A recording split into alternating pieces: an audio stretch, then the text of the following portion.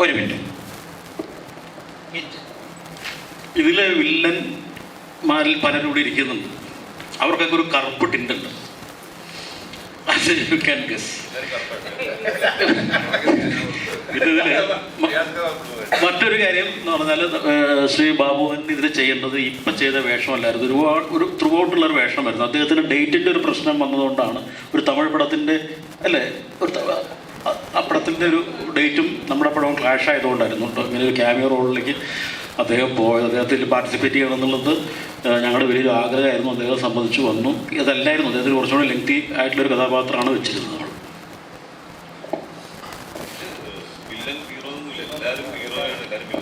ഇതിനകത്ത് എല്ലാവരും ഹീറോസാണ് കേട്ടോ. ഇതിനകത്ത് വില്ലനൊന്നും ഇല്ല. എല്ലാവരും പ്രധാന കഥാപാത്രമൊക്കെ ഉണ്ട്, പ്രധാന കഥാപാത്രമുണ്ട്. എല്ലാവർക്കും നല്ല അത്യാവശ്യം അവരുടെ വേഷം ചെയ്യാൻ പറ്റിയ സംഭവം തന്നെയാണ്. എല്ലാവരും ഭംഗിയായിട്ട് ചെയ്തിട്ടുണ്ട്. അതിപ്പോൾ പടം കാണുമ്പോൾ അറിയാം. ആരെയാണ് അടുത്തത്? അസ്കർ. സന്തോഷ്. ഓക്കെ. വയലൻസ് എഴുതുന്ന സമയത്ത് അത് ഒരേ സമയം ഒരു വയലന്റ് ആയിട്ടുള്ള ഒരു നായകന്റെയും അതുപോലെ തന്നെ ഒരു സ്റ്റാറിന്റെയും കൂടി ലോഞ്ച് ആയിരുന്നു ആ സിനിമ. അതിൽ ഒരേ സമയം പ്രകടനത്തിനും അതുപോലെ തന്നെ ആ താരത്തിനും ഒരേ സമയം വെയിറ്റേജ് കൊടുത്തിട്ടായിരുന്നു അതിന്റെ സ്ക്രിപ്റ്റ് പാറ്റേൺ ഒക്കെ. സോ DNA-ലേക്ക് വരുമ്പോൾ ഒരു നമുക്ക് ഇൻഫ്ലുവൻസ് ഉള്ള ഒരാൾ, അയാൾക്ക് വേണ്ടി ഒരു സിനിമ ആ വിധത്തിലൊരു സ്റ്റാർ ലോഞ്ച് എന്നുള്ള രീതിയിൽ ആ ഒരു ആംഗിളും കൂടി ഈ സിനിമയ്ക്കുണ്ടോ? അങ്ങനെ ഒരു ലാർജർ ദാൻ ലൈഫ് ആംഗിളും കൂടി സ്റ്റോപ്പ് വയലൻസിനുള്ളത് പോലെ തന്നെ? ഇല്ല, stop violence more than organic ആയിരുന്നു. അതിൻ്റെ കഥ ഉണ്ടായതും അതിൽ കൃത്യമല്ലായിരുന്നു. അതിൽ ആദ്യം ഉണ്ടായത് അതിൻ്റെ തിരക്കഥ തന്നെ. കഥയും തിരക്കഥയാണ് അതിൽ ആദ്യം ഉണ്ടായത്. ഞാൻ ഇവിടെ ഡിഗ്രി കോളേജ് ആൽബർട്ട്സ് പഠിക്കുന്ന സമയത്ത് നമ്മുടെ എറണാകുളത്ത് ഉണ്ടായിരുന്ന ഒരു വലിയ ഗുണ്ട എന്ന് പറയുമ്പോൾ അദ്ദേഹത്തെ കണ്ടു കഴിഞ്ഞാൽ ഈ ട്രൈപ്പോഡിൻ്റെ സൈസേ ഉള്ളൂ. എറണാകുളം നമ്മുടെ ഈ സരിദാസ തിയേറ്ററിൻ്റെ മുൻപിലാണ് അദ്ദേഹത്തിൻ്റെ വീടുണ്ടായിരുന്നത്. ഞാൻ പേര് പറയുന്നില്ല. അദ്ദേഹത്തെ വളർത്തിയ ഒരു CI ഉണ്ടായിരുന്നു അവിടെ. അവരുടെ കഥയാണ് അത്. ഓർഗാനിക്കാണ്. നമ്മുടെ മുമ്പിലുണ്ടായിരുന്ന ഒരു കഥയിൽ നിന്നാണ് അത് വന്നത്. അപ്പോൾ അതിന് ആർട്ടിസ്റ്റ് ആര് വേണമെന്നൊന്നും നമ്മൾ മുന്നിൽ കണ്ടിരുന്നില്ല. വൃത്തി ഉണ്ടായിരുന്നില്ല. അതിൻ്റെ പ്രൊഡ്യൂസർ നമ്മളാണെന്ന് പറഞ്ഞത് ഒരു ഇമേജും ഇല്ലാത്ത ഒരു ന്യൂ ഫേസിനോട് നമുക്ക് ഈ പടം ചെയ്യാം എന്നുള്ളതാണ് പറഞ്ഞത്. പക്ഷേ അങ്ങനെ പല മുഖങ്ങളെ നോക്കി വന്നപ്പോൾ ഒന്നും ഈ ഒരു കഥാപാത്രത്തിൻ്റെ ഒരു തീക്ഷ്ണത ഉൾക്കൊള്ളാൻ പറ്റിയ ഒരു ബോഡി ലാംഗ്വേജോ അല്ലെങ്കിൽ ഫേസോ ഉള്ളവരില്ലായിരുന്നു. അങ്ങനെ ഇരിക്കുമ്പോഴാണ് രഞ്ജിത്തിൻ്റെ നന്ദനം എന്ന സിനിമയുടെ ഷൂട്ട് നടക്കുന്നത്. അപ്പോൾ രഞ്ജിത്ത് ഒരിക്കലും ഒന്ന് പറഞ്ഞു, ഇത് ഈ നടൻ സുകുമാരൻ്റെ മകനാണ് എൻ്റെ പടത്തിലെ നായകൻ, നിങ്ങളൊന്ന് വന്ന് നോക്ക്. എനിക്ക് തോന്നുന്നത് എൻ്റെ ഈ നന്ദനത്തിലെ കഥാപാത്രത്തേക്കാൾ കൂടുതൽ നിങ്ങളുടെ കഥാപാത്രത്തിന് അയാൾ യോജിക്കുന്നു, വന്ന് നോക്കുക എന്ന് പറഞ്ഞിട്ട് ഞാനും എൻ്റെ ചേട്ടൻ AK സാജനും കൂടി ഞങ്ങൾ പറവൂരുള്ള ലൊക്കേഷനിൽ ഇത് പോയി കാണുമ്പോൾ ഇയാളൊരു സാധാരണ ഒരു അതിലൊരു കോസ്റ്റ്യൂമൊക്കെ ഇട്ടൊരു ബർമൂടയും ഒരു ടീഷർട്ടും ഇട്ടിട്ട് അവിടെ വീട്ടിലിരിക്കും. സംസാരിച്ചു. എനിക്ക് തോന്നുന്നു അപ്പോൾ അയാളുടെ ഒരു കണ്ണും അയാളുടെ ചിരികളും ഒക്കെ നോക്കിയപ്പോൾ പെട്ടെന്ന് എവിടെയോ ഒരു സ്ട്രൈക്ക് ചെയ്തു. ഇങ്ങനെ ഒരു കാര്യം സാത്താൻ എന്ന് പറഞ്ഞ കഥാപാത്രത്തെ പറ്റും അങ്ങനെ വന്നതാണ് ആ കഥാപാത്രം. ഇതങ്ങനെയല്ല. ഇതിൽ നമുക്ക് അസ്കർ എന്ന ആള് പ്രീഫിക്സ്ഡ് ആണ്. ഈ പ്രൊജക്റ്റ് ഉണ്ട്. കാരണം അസ്കറാണ് ഈ പ്രൊജക്റ്റ് വരുന്നത്. അപ്പം അസ്കറിനെ നമുക്ക് അപ്പോൾ അസ്കറിലേക്ക് ചേർന്ന കുപ്പായം തയ്ക്കാതേ ഉള്ളൂ. ടൈലർ മെയ്ഡ് സാധനം നമ്മൾ ചെയ്യുക എന്നുള്ളത്. അങ്ങനെയാണ് ഇത് വന്നത്. അപ്പം അതിൽ നമുക്ക് 1-2 ബാധ്യത എന്നുള്ള വാക്ക് ഞാൻ ഉപയോഗിക്കുന്നില്ല. അസ്കറിൻ്റെ വെച്ചിട്ട് നമുക്കൊരു വലിയ പോലീസ്, അപ്പം എൻ്റെ പ്രൊഡ്യൂസർക്ക് ഒരു സജഷൻ പോലെ പറഞ്ഞത് ഒരു പോലീസ് കഥാപാത്രത്തെ അയാൾക്ക് കൊടുക്കാൻ പറ്റുമോ, നമ്മളങ്ങനത്തെ കഥകൾ എഴുതിയിട്ടുള്ളത് കൊണ്ട് ചോദിച്ചു. അപ്പോൾ ഞാൻ പറഞ്ഞു പോലീസ് കഥാപാത്രങ്ങൾ കൊടുക്കാൻ, പക്ഷേ ഒരു ഭയങ്കര ഔട്ട് ഓഫ് ബോക്സ് ഒരു അമാനുഷിക സംഭവങ്ങൾ താരതമ്യേന പുതിയൊരാളെ വെച്ച് ചെയ്യുന്നതിൽ പ്രശ്നം ഉണ്ടാവും, എനിക്കത് എത്രത്തോളം വലിക്കുന്നറിയില്ല എന്ന് പറഞ്ഞിട്ടാണ് അങ്ങനെ നമ്മൾ ഇങ്ങനെ ഒരു ഇതിലേക്ക് ലാൻഡ് ചെയ്തതും വന്നത്. ആർക്ക് കൊടുക്കണം?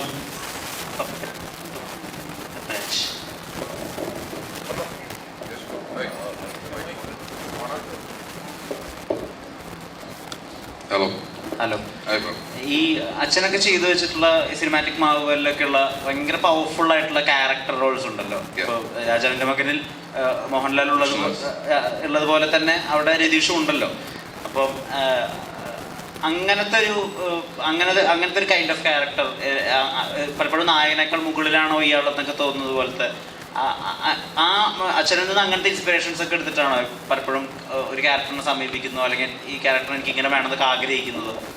ഫസ്റ്റ് ഓഫ് ഓൾ ഇവിടെ ഇരിക്കുന്ന എല്ലാ മീഡിയ ഫ്രണ്ട്സിനും നമസ്കാരം. ഞാൻ ശരിക്കും മൂവി അച്ഛനെ ആദ്യമായിട്ട് ആസ് എൻ ആക്ടർ ഞാൻ കാണുന്നത് കമ്മീഷണർ എന്ന മൂവിയിൽ. I was only 4 years old then. അപ്പോൾ അതിൽ ഞാൻ കാണുമ്പോൾ ഫസ്റ്റായിട്ട് വില്ലൻ എന്നുള്ളൊരു ക്യാരക്ടറിൽ അച്ഛനെ കാണുന്നത്. So that inspired me to become a villain. എനിക്ക് മൂവീസിൽ വരുമ്പോൾ വില്ലൻ റോൾസ് ചെയ്യണം എന്നുള്ള ആഗ്രഹത്തിലാണ് ഞാൻ തുടങ്ങിയത്. Just 10 years back 2014. പിന്നെ അച്ഛൻ്റെ കുറേ പടങ്ങൾ ഞാൻ പിന്നെ കാണാൻ തുടങ്ങിയതും ആൻഡ് ആസ് എൻ ആക്ടർ എനിക്കൊരു മെച്യൂരിറ്റി വരാൻ തുടങ്ങിയത് not only villain, I wanted all character roles and probably hero and all that. So obviously അച്ഛൻ്റെ വില്ലൻ റോളാണ് എന്നെ കൂടുതലും ഇൻസ്പയർ ചെയ്തത്. അഷ്കറിൽ ഈ പറഞ്ഞ മമ്മൂക്കയുടെ ശബ്ദമുണ്ട് അല്ലെങ്കിൽ രൂപസാദൃശ്യമുണ്ടെന്നൊക്കെ ആളുകൾ പറയുന്നുണ്ടല്ലോ. അപ്പൊ മമ്മൂക്കയുമായി അഭിനയിച്ചിട്ടുണ്ടല്ലോ അച്ഛാദിനും മറ്റു സിനിമകൾ ഉൾപ്പെടെ, ഫയർമാനിൽ ഉൾപ്പെടെ. എന്തെങ്കിലും വിധത്തിലെ ഒരു ക്യാരക്ടറിനെ സമീപിക്കുന്ന വിധത്തിലോ അല്ലെങ്കിൽ ജസ്റ്റേഴ്സിലോ ഒക്കെ അങ്ങനെ ഫീൽ ചെയ്തിട്ടുണ്ടോ? അഷ്കറാണത് എന്നെ അഷ്കറിനെ ഫീൽ ചെയ്തിട്ടുണ്ടോ? ഒബ്വിയസ്ലി ഞാൻ എനിക്ക് മാത്രമല്ലോ എല്ലാവർക്കും ഫീൽ ചെയ്തിട്ടുള്ള കാര്യമാണ്. എനിക്ക് കൂടുതലും അഷ്കറിന്റെ വോയിസ് റിസംബിൾസ് എ ലോട്ട് മമ്മൂക്കയുടെ voice. And very happy to be part of this movie. DNA ഈ പടം ഡിസ്കഷൻ തുടങ്ങുമ്പോൾ തന്നെ ഒരു ഷൂട്ട് തുടങ്ങുന്നതിന് ഒരു 1 year മുമ്പ് തൊട്ട് തന്നെ ഞാനും സുരേഷ് ബാബു സാറും തമ്മിൽ ടച്ചിലുണ്ട്. So he call me for this movie. ഈ പടത്തിൽ ഞാൻ ഇതുവരെ കുറേ പോലീസ് ക്യാരക്ടേഴ്സ് ചെയ്തിട്ടുണ്ട്. കുറേ മൂവീസിൽ close to 7 or 8 police characters ചെയ്തിട്ടുണ്ട്. പക്ഷേ this is a very bold and throughout പടത്തിൽ ത്രൂ ഔട്ട് ഉള്ള ഒരു പോലീസ് ക്യാരക്ടറാണിത്. And very happy to be a part of this movie.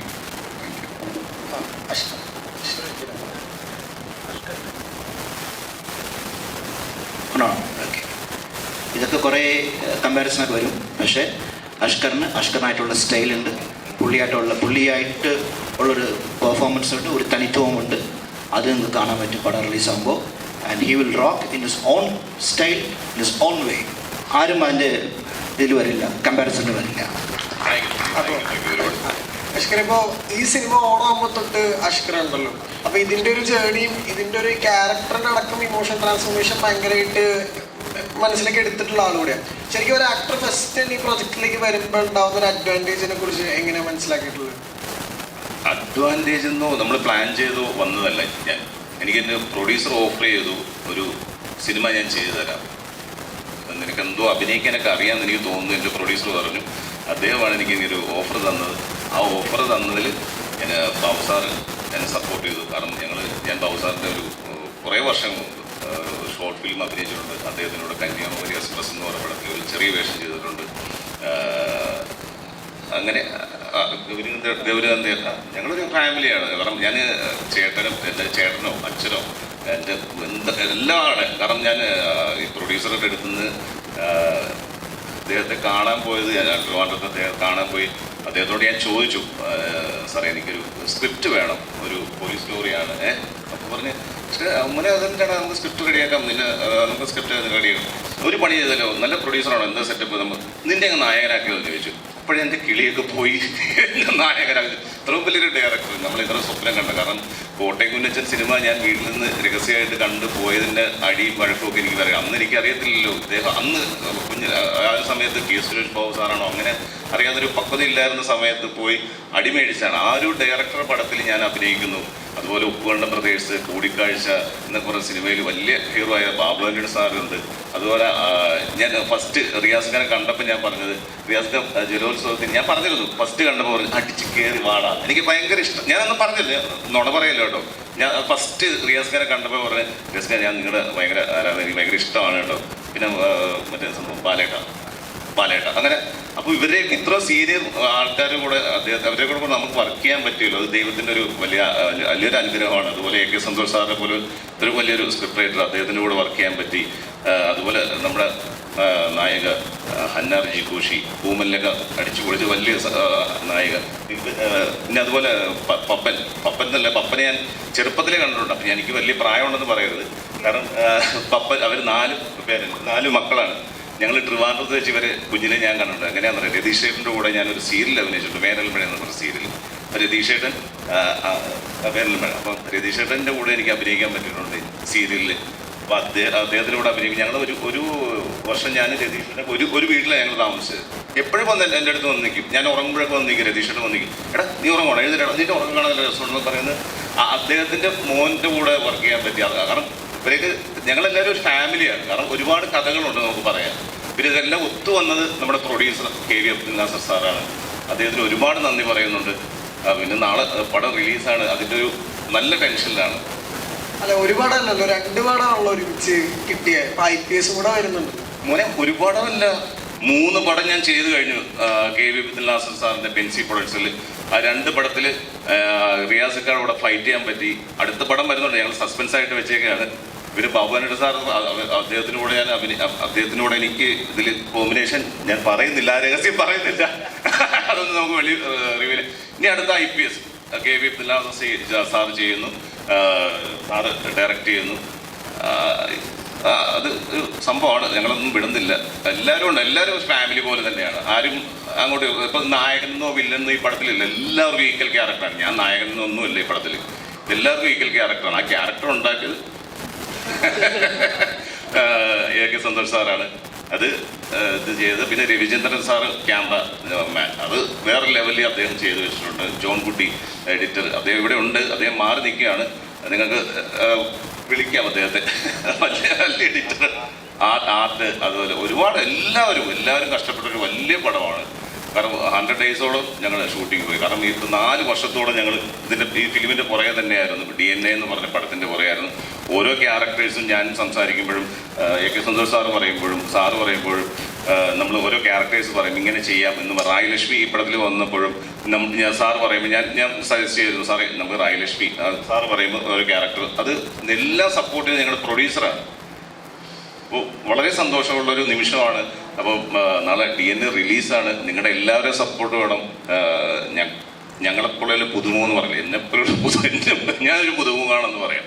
അപ്പോൾ നമ്മളെ സപ്പോർട്ട് ചെയ്യുക. ഒരുപാട് സന്തോഷം. ഞാൻ ഹന്നയുടെയിലാണ് കൊടുക്കേണ്ടത്.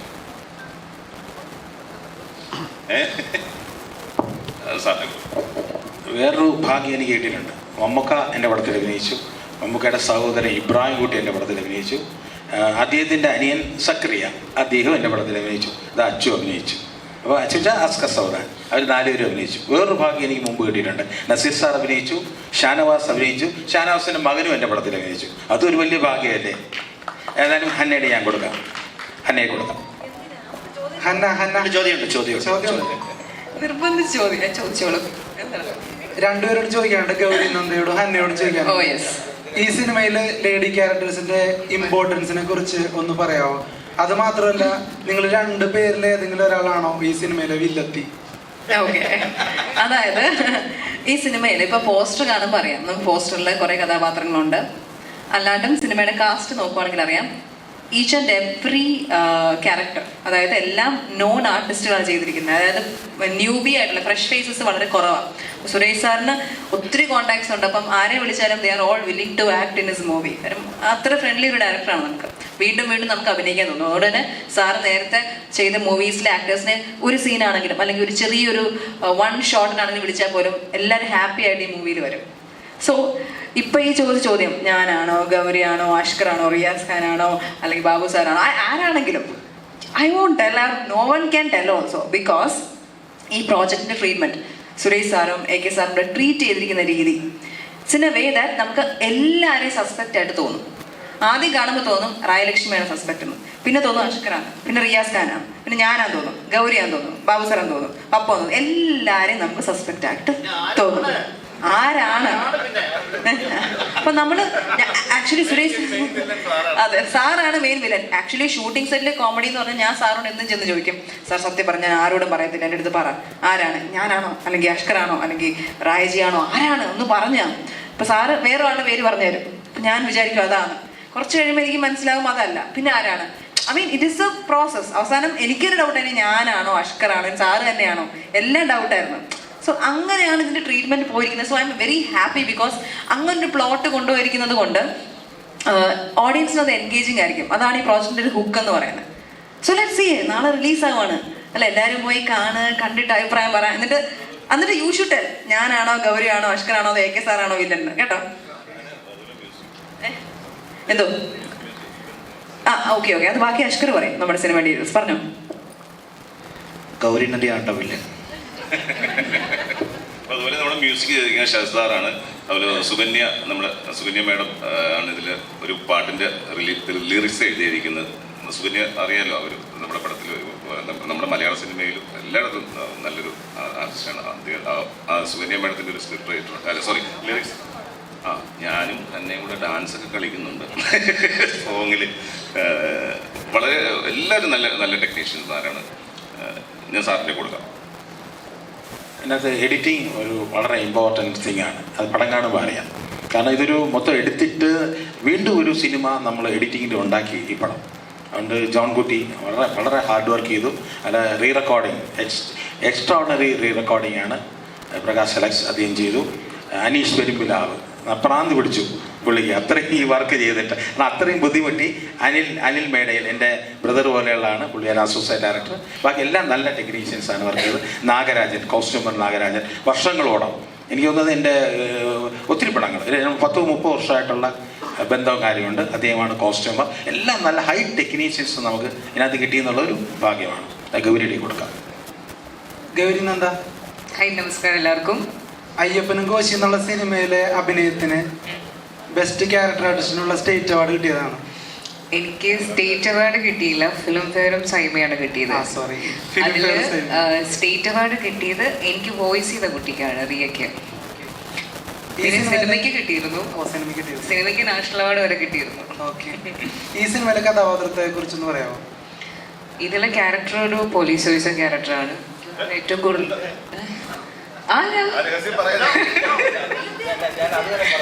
ഇല്ല, ഞാൻ ആക്ച്വലി സാറിൻ്റെ അടുത്ത് ഫസ്റ്റ് വന്നപ്പോൾ ചോദിച്ചു. ഓൾറെഡി കുറച്ചൊരു എന്താ പറയുക, ഒരു സസ്പെൻസ് ആയിട്ട് നിൽക്കുന്ന ക്യാരക്ടറാണ്, ഇതിനെക്കുറിച്ച് എന്തെങ്കിലും പറയാമോ എന്ന് ചോദിച്ചു. പറഞ്ഞു പോലീസ് ഓഫീസർ ക്യാരക്ടറാണെന്ന് പറഞ്ഞു. സത്യം പറഞ്ഞാൽ വില്ലത്തി ആരാണെന്നോ അല്ലെങ്കിൽ വില്ലൻ ആരാണെന്നോ ഇവർക്ക് അറിയുന്നതെന്നോ എനിക്കറിയില്ല.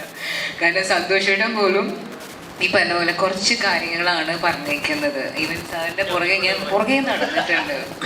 മെയിൻ തിങ് എന്ന് വെച്ച് കഴിഞ്ഞാൽ ഞാൻ സ്ക്രിപ്റ്റ് വായിച്ചിട്ട് ക്യാരക്ടേഴ്സ് ചെയ്യുന്ന ഒരാളാണ്. ഇവിടെയാണ് ഒന്നും പറ്റാണ്ട്.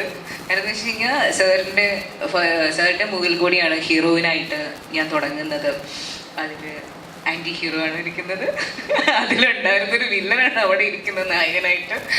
അപ്പോൾ ഈ പറഞ്ഞ പോലെ അതിൻ്റെ മൊത്തം അറിയാമായിരുന്നു. ഫുള്ള് വായിച്ചിട്ടാണ് എന്നെ കൊണ്ട് ഫുൾ വായിപ്പിച്ച് ഒരു എത്ര പ്രാവശ്യം വേണമെങ്കിലും വായിച്ചു എന്ന് പറഞ്ഞിട്ട് അഭിനയിച്ചതാണ്. ഇതിലൊന്നും അറിയില്ല, ഒരു പേപ്പർ പോലും എനിക്ക് കിട്ടിയിട്ടില്ല.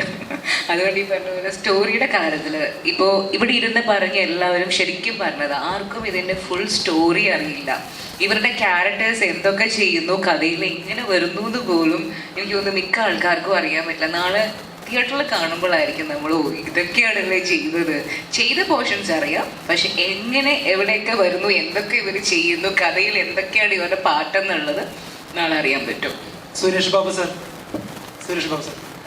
ബാബു ആന്റണി സാർ പറഞ്ഞു, സാർ 2010 തന്നെ സിനിമ എടുക്കുമ്പോൾ വളരെ അപ്ഡേറ്റഡ് ആയിരുന്നു എന്നുള്ളത്.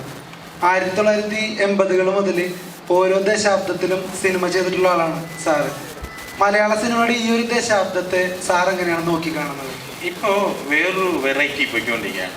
അതായത് ചെറിയ സംഭവങ്ങൾ എടുത്തിട്ടുള്ള കഥകളാണ് ഞാൻ ഇപ്പോൾ പല സിനിമകളും കാണും. എല്ലാ സിനിമകളും ഞാൻ കാണും, സകല സിനിമകളും കാണും, ഒന്നും വിടത്തില്ല, എല്ലാം കാണും. അപ്പോൾ എനിക്ക് അങ്ങനെ മാറ്റി. പിന്നെ എൻ്റെ ഒരു ട്രാക്ക് ഉണ്ടല്ലോ, മീൻസ് അതിൽ നിന്നുള്ള മാറ്റി പിന്നെ മാക്സിമം ഈ പറഞ്ഞ ടെക്നിക്കൽ സൈഡ് അഡ്വാൻസ് ചെയ്തിട്ടുള്ള ചിത്രമാണ് ഇത്. ഈ ഒരു പാറ്റേൺ ഇഷ്ടപ്പെട്ടെങ്കിൽ തീർച്ചയായിട്ടും ഇതിലേക്ക് അല്ലെങ്കിൽ ഇതിനേക്കാൾ നന്നായിട്ട് ഇനി ചെയ്യാനായിട്ട് തോന്നും.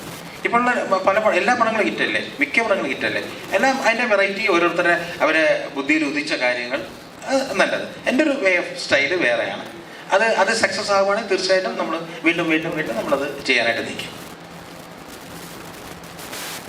സാർ, ഇപ്പോൾ നമുക്ക് ഗ്ലോബലി തന്നെ ആണെങ്കിലും ഈ ത്രില്ലർ സിനിമകൾക്ക് ഒരുപാട് ഓഡിയൻസ് ഉണ്ട് പൊതുവെ. ഇപ്പോൾ കേൾക്കുന്നുണ്ടല്ലോ അല്ലേ? അതെ, ആശിക്കാം സാർ. ഇപ്പോൾ ഈ തമിഴ് ഉൾപ്പെടെയുള്ള സിനിമകൾ നമുക്ക് രാക്ഷസൻ പോലെയും മലയാളത്തിൽ 5-ാം പാതിര പോലെയുള്ള സിനിമകൾ നമ്മൾ ഒരുപാട് വിസ്മയിപ്പിച്ച സിനിമകളാണ്.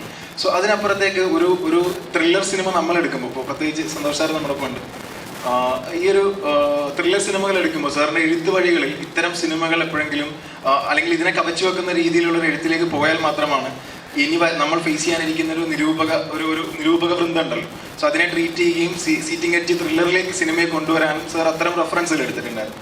ഞാൻ സന്തോഷനാണോ പറയണ്ടത്, ഞാനാണോ പറയണ്ടത്? ആര് പറഞ്ഞാലും സന്തോഷത്തെ കൊടുക്കാം. നിരൂപക വൃന്ദം, അതിന്റെ അർത്ഥം ഭയങ്കര കട്ടിയുള്ള വാക്കാണ്. അല്ല, സാറിന് എന്തായാലും അറിയായിരിക്കും. അതറിയാം, എനിക്ക് അവരെയാണ് ഭയവും, ഭയങ്കര ഭയം.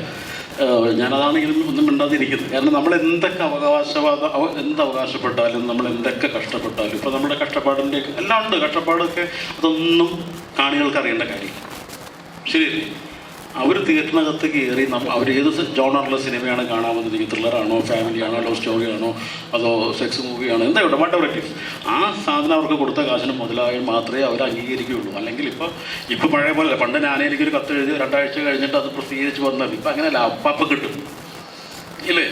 അതൊരു എനിക്കത് വിഷമമുണ്ട്. പക്ഷെ അത് അവരുടെ അവകാശമാണ്, അത് അവർ ചെയ്യുന്നു. അവർ കൊടുത്ത കാശിന് അവരെ പ്രതീക്ഷിച്ച സാധനം കിട്ടിയില്ലെങ്കിൽ അവർ തെറി വിളിക്കും, നമ്മൾ എത്ര കഷ്ടപ്പെട്ടാലും ശരി. പിന്നെ ചോദിച്ചതിൽ നമ്മൾ റെഫറൻസ് എന്ന് പറഞ്ഞാൽ ഞാൻ പറഞ്ഞല്ലോ, എപ്പോഴും താങ്കൾ പറഞ്ഞ പോലെ ലോക സിനിമയിൽ അന്നും ഇന്നും എന്നും ഓഡിയൻസുള്ളതാണ് ഈ ജോണറുള്ള സിനിമ, ഇത്രയും ക്രൈം ത്രില്ലർ അങ്ങനെയുള്ള സംഭവം. അതിൽ നമ്മൾ തമ്മിൽ ഇന്നലെ സംസാരിച്ചിരുന്നു.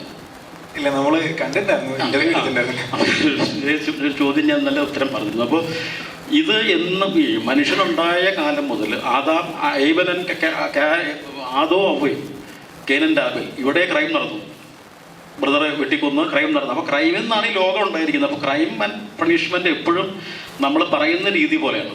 അതേ ഒന്നേ ഉള്ളൂ, ക്രൈം ആൻഡ് പണിഷ്മെൻറ്റ്. നമ്മൾ കൊല ചെയ്താലും റേപ്പ് ചെയ്താലും ഡെക്കോയിറ്റി നടത്തിയാലും ഒക്കെ നമുക്ക് പറയാനുള്ള മനുഷ്യനുള്ള കാലം മുതൽ അതുണ്ട്. അപ്പോൾ അതെങ്ങനെ പറയുന്നു എന്നുള്ളതാണ്. പക്ഷേ നമ്മൾ വ്യത്യസ്തതയ്ക്ക് വേണ്ടി ഒരുപാട് മാറ്റി. ഇപ്പോൾ നമ്മൾ സൈലൻസ് ഓഫ് ദ ലാമ്പ് എന്ന് പറഞ്ഞൊരു പടം നിങ്ങളെല്ലാവരും കണ്ട പടമായിരിക്കും. അതെന്തുകൊണ്ട് ഇപ്പോഴും അതൊന്നും റീമേക്ക് ചെയ്യപ്പെടുന്നില്ല? അതിൻ്റെ കഥയെടുത്ത് ഒരു ഭാഷയിലും വരുന്നില്ല. വന്നിട്ടുണ്ടോ? ഇല്ല. ഉണ്ടോ? വന്നിട്ടില്ല. സൈക്കോപാത്തുകളുടെ കഥയിൽ ഒരു വൺ ഓഫ് ദ ബെസ്റ്റ് സിനിമയാണ് സൈലൻസ് ഓഫ് ദ ലാമ്പ്. അത് ഒരു റീജിയണൽ ലാംഗ്വേജുകളിലൊന്നും അങ്ങനത്തെ ഒരു സിനിമ വന്നിട്ടില്ല. അത് മാത്രമായിട്ട് സ്റ്റാമ്പ് ചെയ്ത് അതിൻ്റെ ഒരു സ്ഥാനത്ത് നിൽക്കുന്ന പടങ്ങളാണ്. Dracula, Bram സ്റ്റോക്കറുണ്ട്. അതും പലരൊക്കെ ട്രൈ ചെയ്തിട്ടുണ്ടെങ്കിലും നമ്മൾ കണ്ടിരിക്കുന്നതിൻ്റെ അത്ര ഇല്ല. അപ്പോൾ ഈ തിരക്കഥയെക്കുറിച്ച് ഞാനിപ്പോൾ പറയാം, ബാക്കിയൊന്നിനെക്കുറിച്ച് ഞാൻ പറയാൻ ആളല്ല. ഇതൊരു AK സന്തോഷ് എന്ന് പറഞ്ഞ പാവപ്പെട്ട തിരക്കഥാകൃത്ത് എഴുതിയ ഒരു ക്രൈം ത്രില്ലറാണ്. അത് നിങ്ങൾക്ക് എങ്ങനെയാണെന്നുള്ളത് നാളെ ഈ സമയത്ത് അറിയാൻ, നിൽക്കണോ പോകണോ. എനിക്ക് അത്രയേ ഉള്ളൂ. ഒരു അവകാശവാദവും ഇല്ല ഇതിൽ.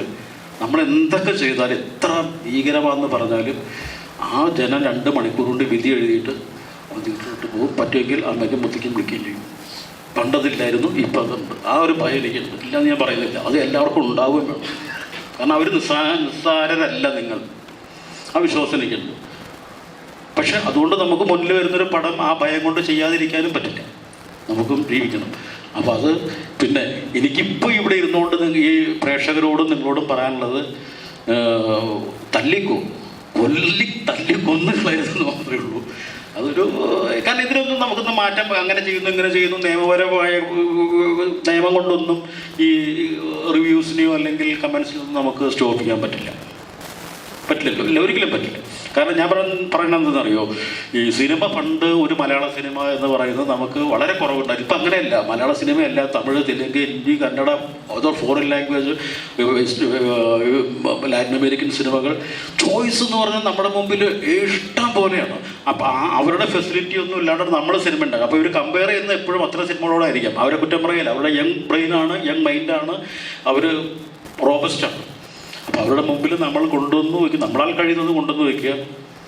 അവരെങ്ങനെ സ്വീകരിക്കുന്നുള്ള അവരെ പിന്നെ എന്താ ഒരു റിക്വസ്റ്റോ പ്രാർത്ഥനയോ ഒക്കെ ഉള്ളൂ, രക്ഷപ്പെടുത്തി തരണേ, അതേ ഉള്ളൂ. വേറെ ഒരു അവകാശവാദവും ഇല്ല എൻ്റെ സുഹൃത്തുക്കളെ.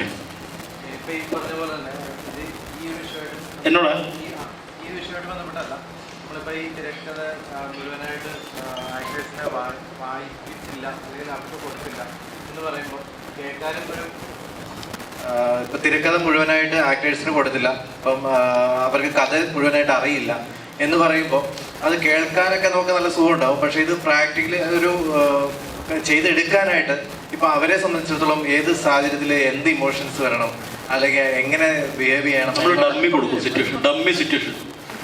അതിനോട് മാക്സിമം അടുത്ത് നിൽക്കുന്ന ചില ഡമ്മി സാധനങ്ങൾ പറഞ്ഞു, ഇതിൻ്റെ പ്രീവിയസ് സീൻ ഇങ്ങനെയാണ്, പ്രീവിയസ് ഇത് കഴിഞ്ഞിട്ടുള്ള സിറ്റുവേഷൻ ഇങ്ങനെയാണെന്ന് പറഞ്ഞു. അതെന്താ നിവൃത്തികേട് കൊണ്ടാണ് സുഹൃത്തെ.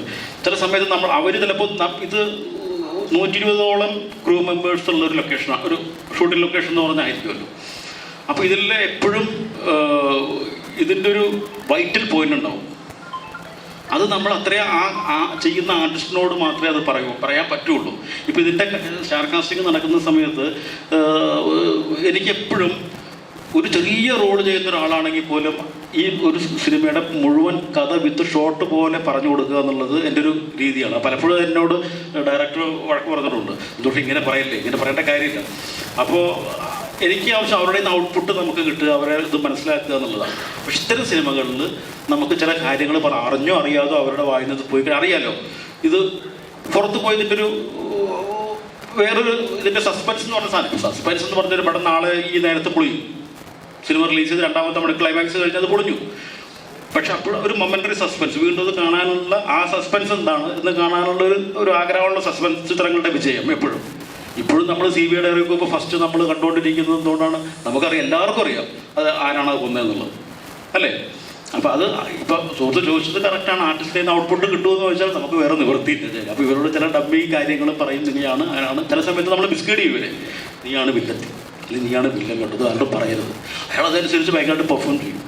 ചിലപ്പോൾ നമുക്ക് ആവശ്യമായിരിക്കും ഇയാൾ വില്ലനെന്ന് തോന്നിപ്പിച്ചുകൊണ്ട് ഒരു പോയിന്റ് ഒരാളെ കൊണ്ടുപോകണം ചില ഓഡിയൻസിന്.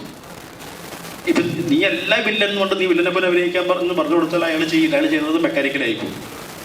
അപ്പോൾ അയാൾ ഒരു സെർട്ടൈൻ ലിമിറ്റ് വരെ നീയാണ് ഇതെല്ലാം ചെയ്യുന്നത്, താനാണ് ചെയ്യുന്നത്, ഇങ്ങനെ ചെയ്യണമെന്ന് പറഞ്ഞ് കൊണ്ടുപോയിട്ട് അല്ല എന്ന് പറയുന്ന. അപ്പം കുറച്ചും കൂടി എനിക്ക് തോന്നുന്നു നാച്ചുറലായിട്ടുള്ളൊരു ഓർഗാനിക് ആയിട്ടുള്ളൊരു ഔട്ട്പുട്ട് കിട്ടുമെന്നാണ് എനിക്ക് തോന്നിയിട്ടുള്ളതും അനുഭവം.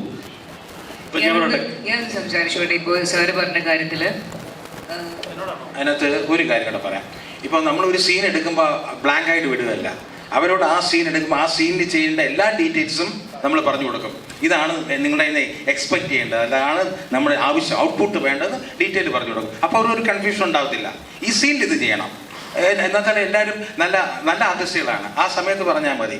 എന്നാൽ എന്ത് വേണമെങ്കിലും വീണ്ടും നമുക്ക് ഇപ്പോഴുള്ള അഡ്വാൻറ്റേജ് വെച്ചാൽ എടുത്തത് വീണ്ടും ഇട്ട് കാണാൻ പറ്റും, പോരായ്മയുണ്ടെങ്കിൽ ചെയ്യും. അതാണ് ഈ പറഞ്ഞ പോലെ ഈ ഹൈഡ് ചെയ്യാനുള്ള വൺ ഓഫ് ദ റീസൺ. പക്ഷെ ആ സീൻ എടുക്കുമ്പോൾ എല്ലാം പറഞ്ഞു കൊടുക്കും. പിന്നെ ഈ പടത്തിൽ അഭിനയിച്ചിരിക്കുന്ന എല്ലാവരും ഞങ്ങളുടെ ടീമിനെ വിശ്വസിച്ച് മാത്രം വന്നവരാണ്. അതാണ് പലരും കഥ കേൾക്കാത്തത്, പലർക്കും കഥ പറയേണ്ട ആവശ്യമില്ലാത്തവരതാണ്.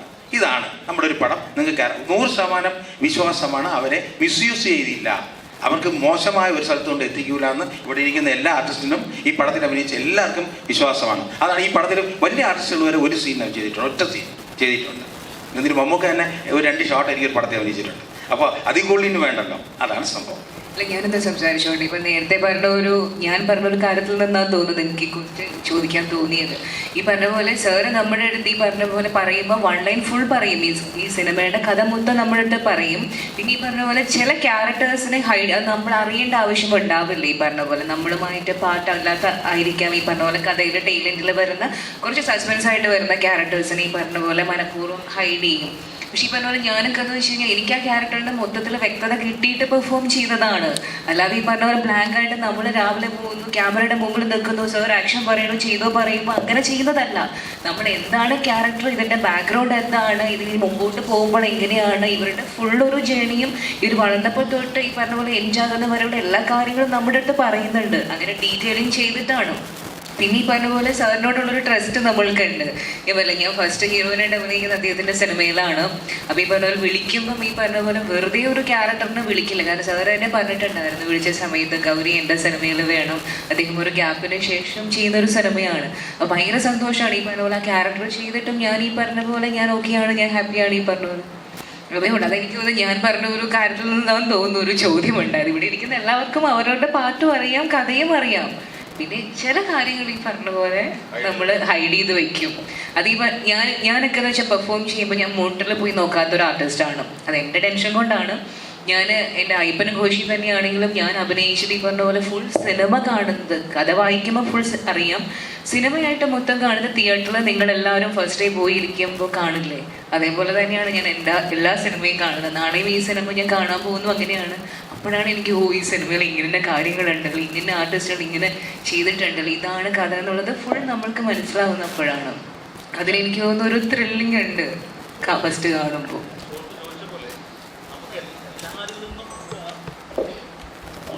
ആർട്ടിസ്റ്റിൽ നിന്ന് നമുക്കിത് മറച്ചു വെക്കാൻ പറ്റില്ല. ആ പർട്ടിക്കുലർ ആ വൈറ്റൽ ആക്ഷൻ ചെയ്യുന്ന ആളും അതിനോട് ഇമ്മീഡിയറ്റ് അടുത്ത് നിൽക്കുന്ന ആർട്ടിസ്റ്റുകൾക്ക് ഇത് പറഞ്ഞേ പറ്റൂ. നമ്മൾ അവരോട് ഇത് പറഞ്ഞേ പറ്റൂ. അതിൻ്റെ ഒരു ഷൂട്ടിങ്ങിൻ്റെ ഒരു പ്രോഗ്രസ്സിലോ അല്ലെങ്കിൽ ബിഗിനിങ്ങിൽ അവരെ കമ്മിറ്റ് ചെയ്യുമ്പോഴോ അവരോട് ആ കാര്യം പറഞ്ഞേ പറ്റൂ. അപ്പോൾ അവരത് ചെയ്യുന്നതുകൊണ്ട് തന്നെ അവരത് വെളിവാക്കൂല. പുറത്ത് എന്തായാലും എക്സ്പോഷൻ ചെയ്യാൻ പോകുന്നില്ല. അപ്പോൾ അതൊരു ട്രസ്റ്റാണ്. പിന്നെ ഈ പറഞ്ഞവരൊക്കെ വിശ്വാസമാണ്. ഇത് വിചാരിച്ചാൽ ചിലപ്പോൾ ഷൂട്ട് കണ്ടു നിൽക്കുന്നവനോ ലൈഫ് ബോയ്ക്ക് വരെ കണ്ടുപിടിക്കാനും പറ്റും. കാരണം എല്ലാവരും ബ്രെയിനി പീപ്പിളാണല്ലോ. നമ്മുടെ ഒരു വിശ്വാസം ചിലപ്പോൾ അവരെ അറിഞ്ഞോട്ട് നമ്മളോട് പറയാതിരിക്കും, മണ്ടം കളിക്കായിരിക്കും, അതൊക്കെ ഉണ്ട്. നമ്മളങ്ങനെ ഫുൾ പ്രൂഫായി അത് വയ്ക്കാനും പറ്റില്ല. സാർ ഇതിൽ ആക്ഷൻ ചെയ്തിട്ടുള്ളത് പൈനി മാസ്റ്റർ, കണൽ കണ്ണൻ സാർ, സ്റ്റൻ രവി, സെൽവ, റൺ രവി. ഇതിൽ ഞാനും അഷ്കറും തമ്മിൽ ഒരു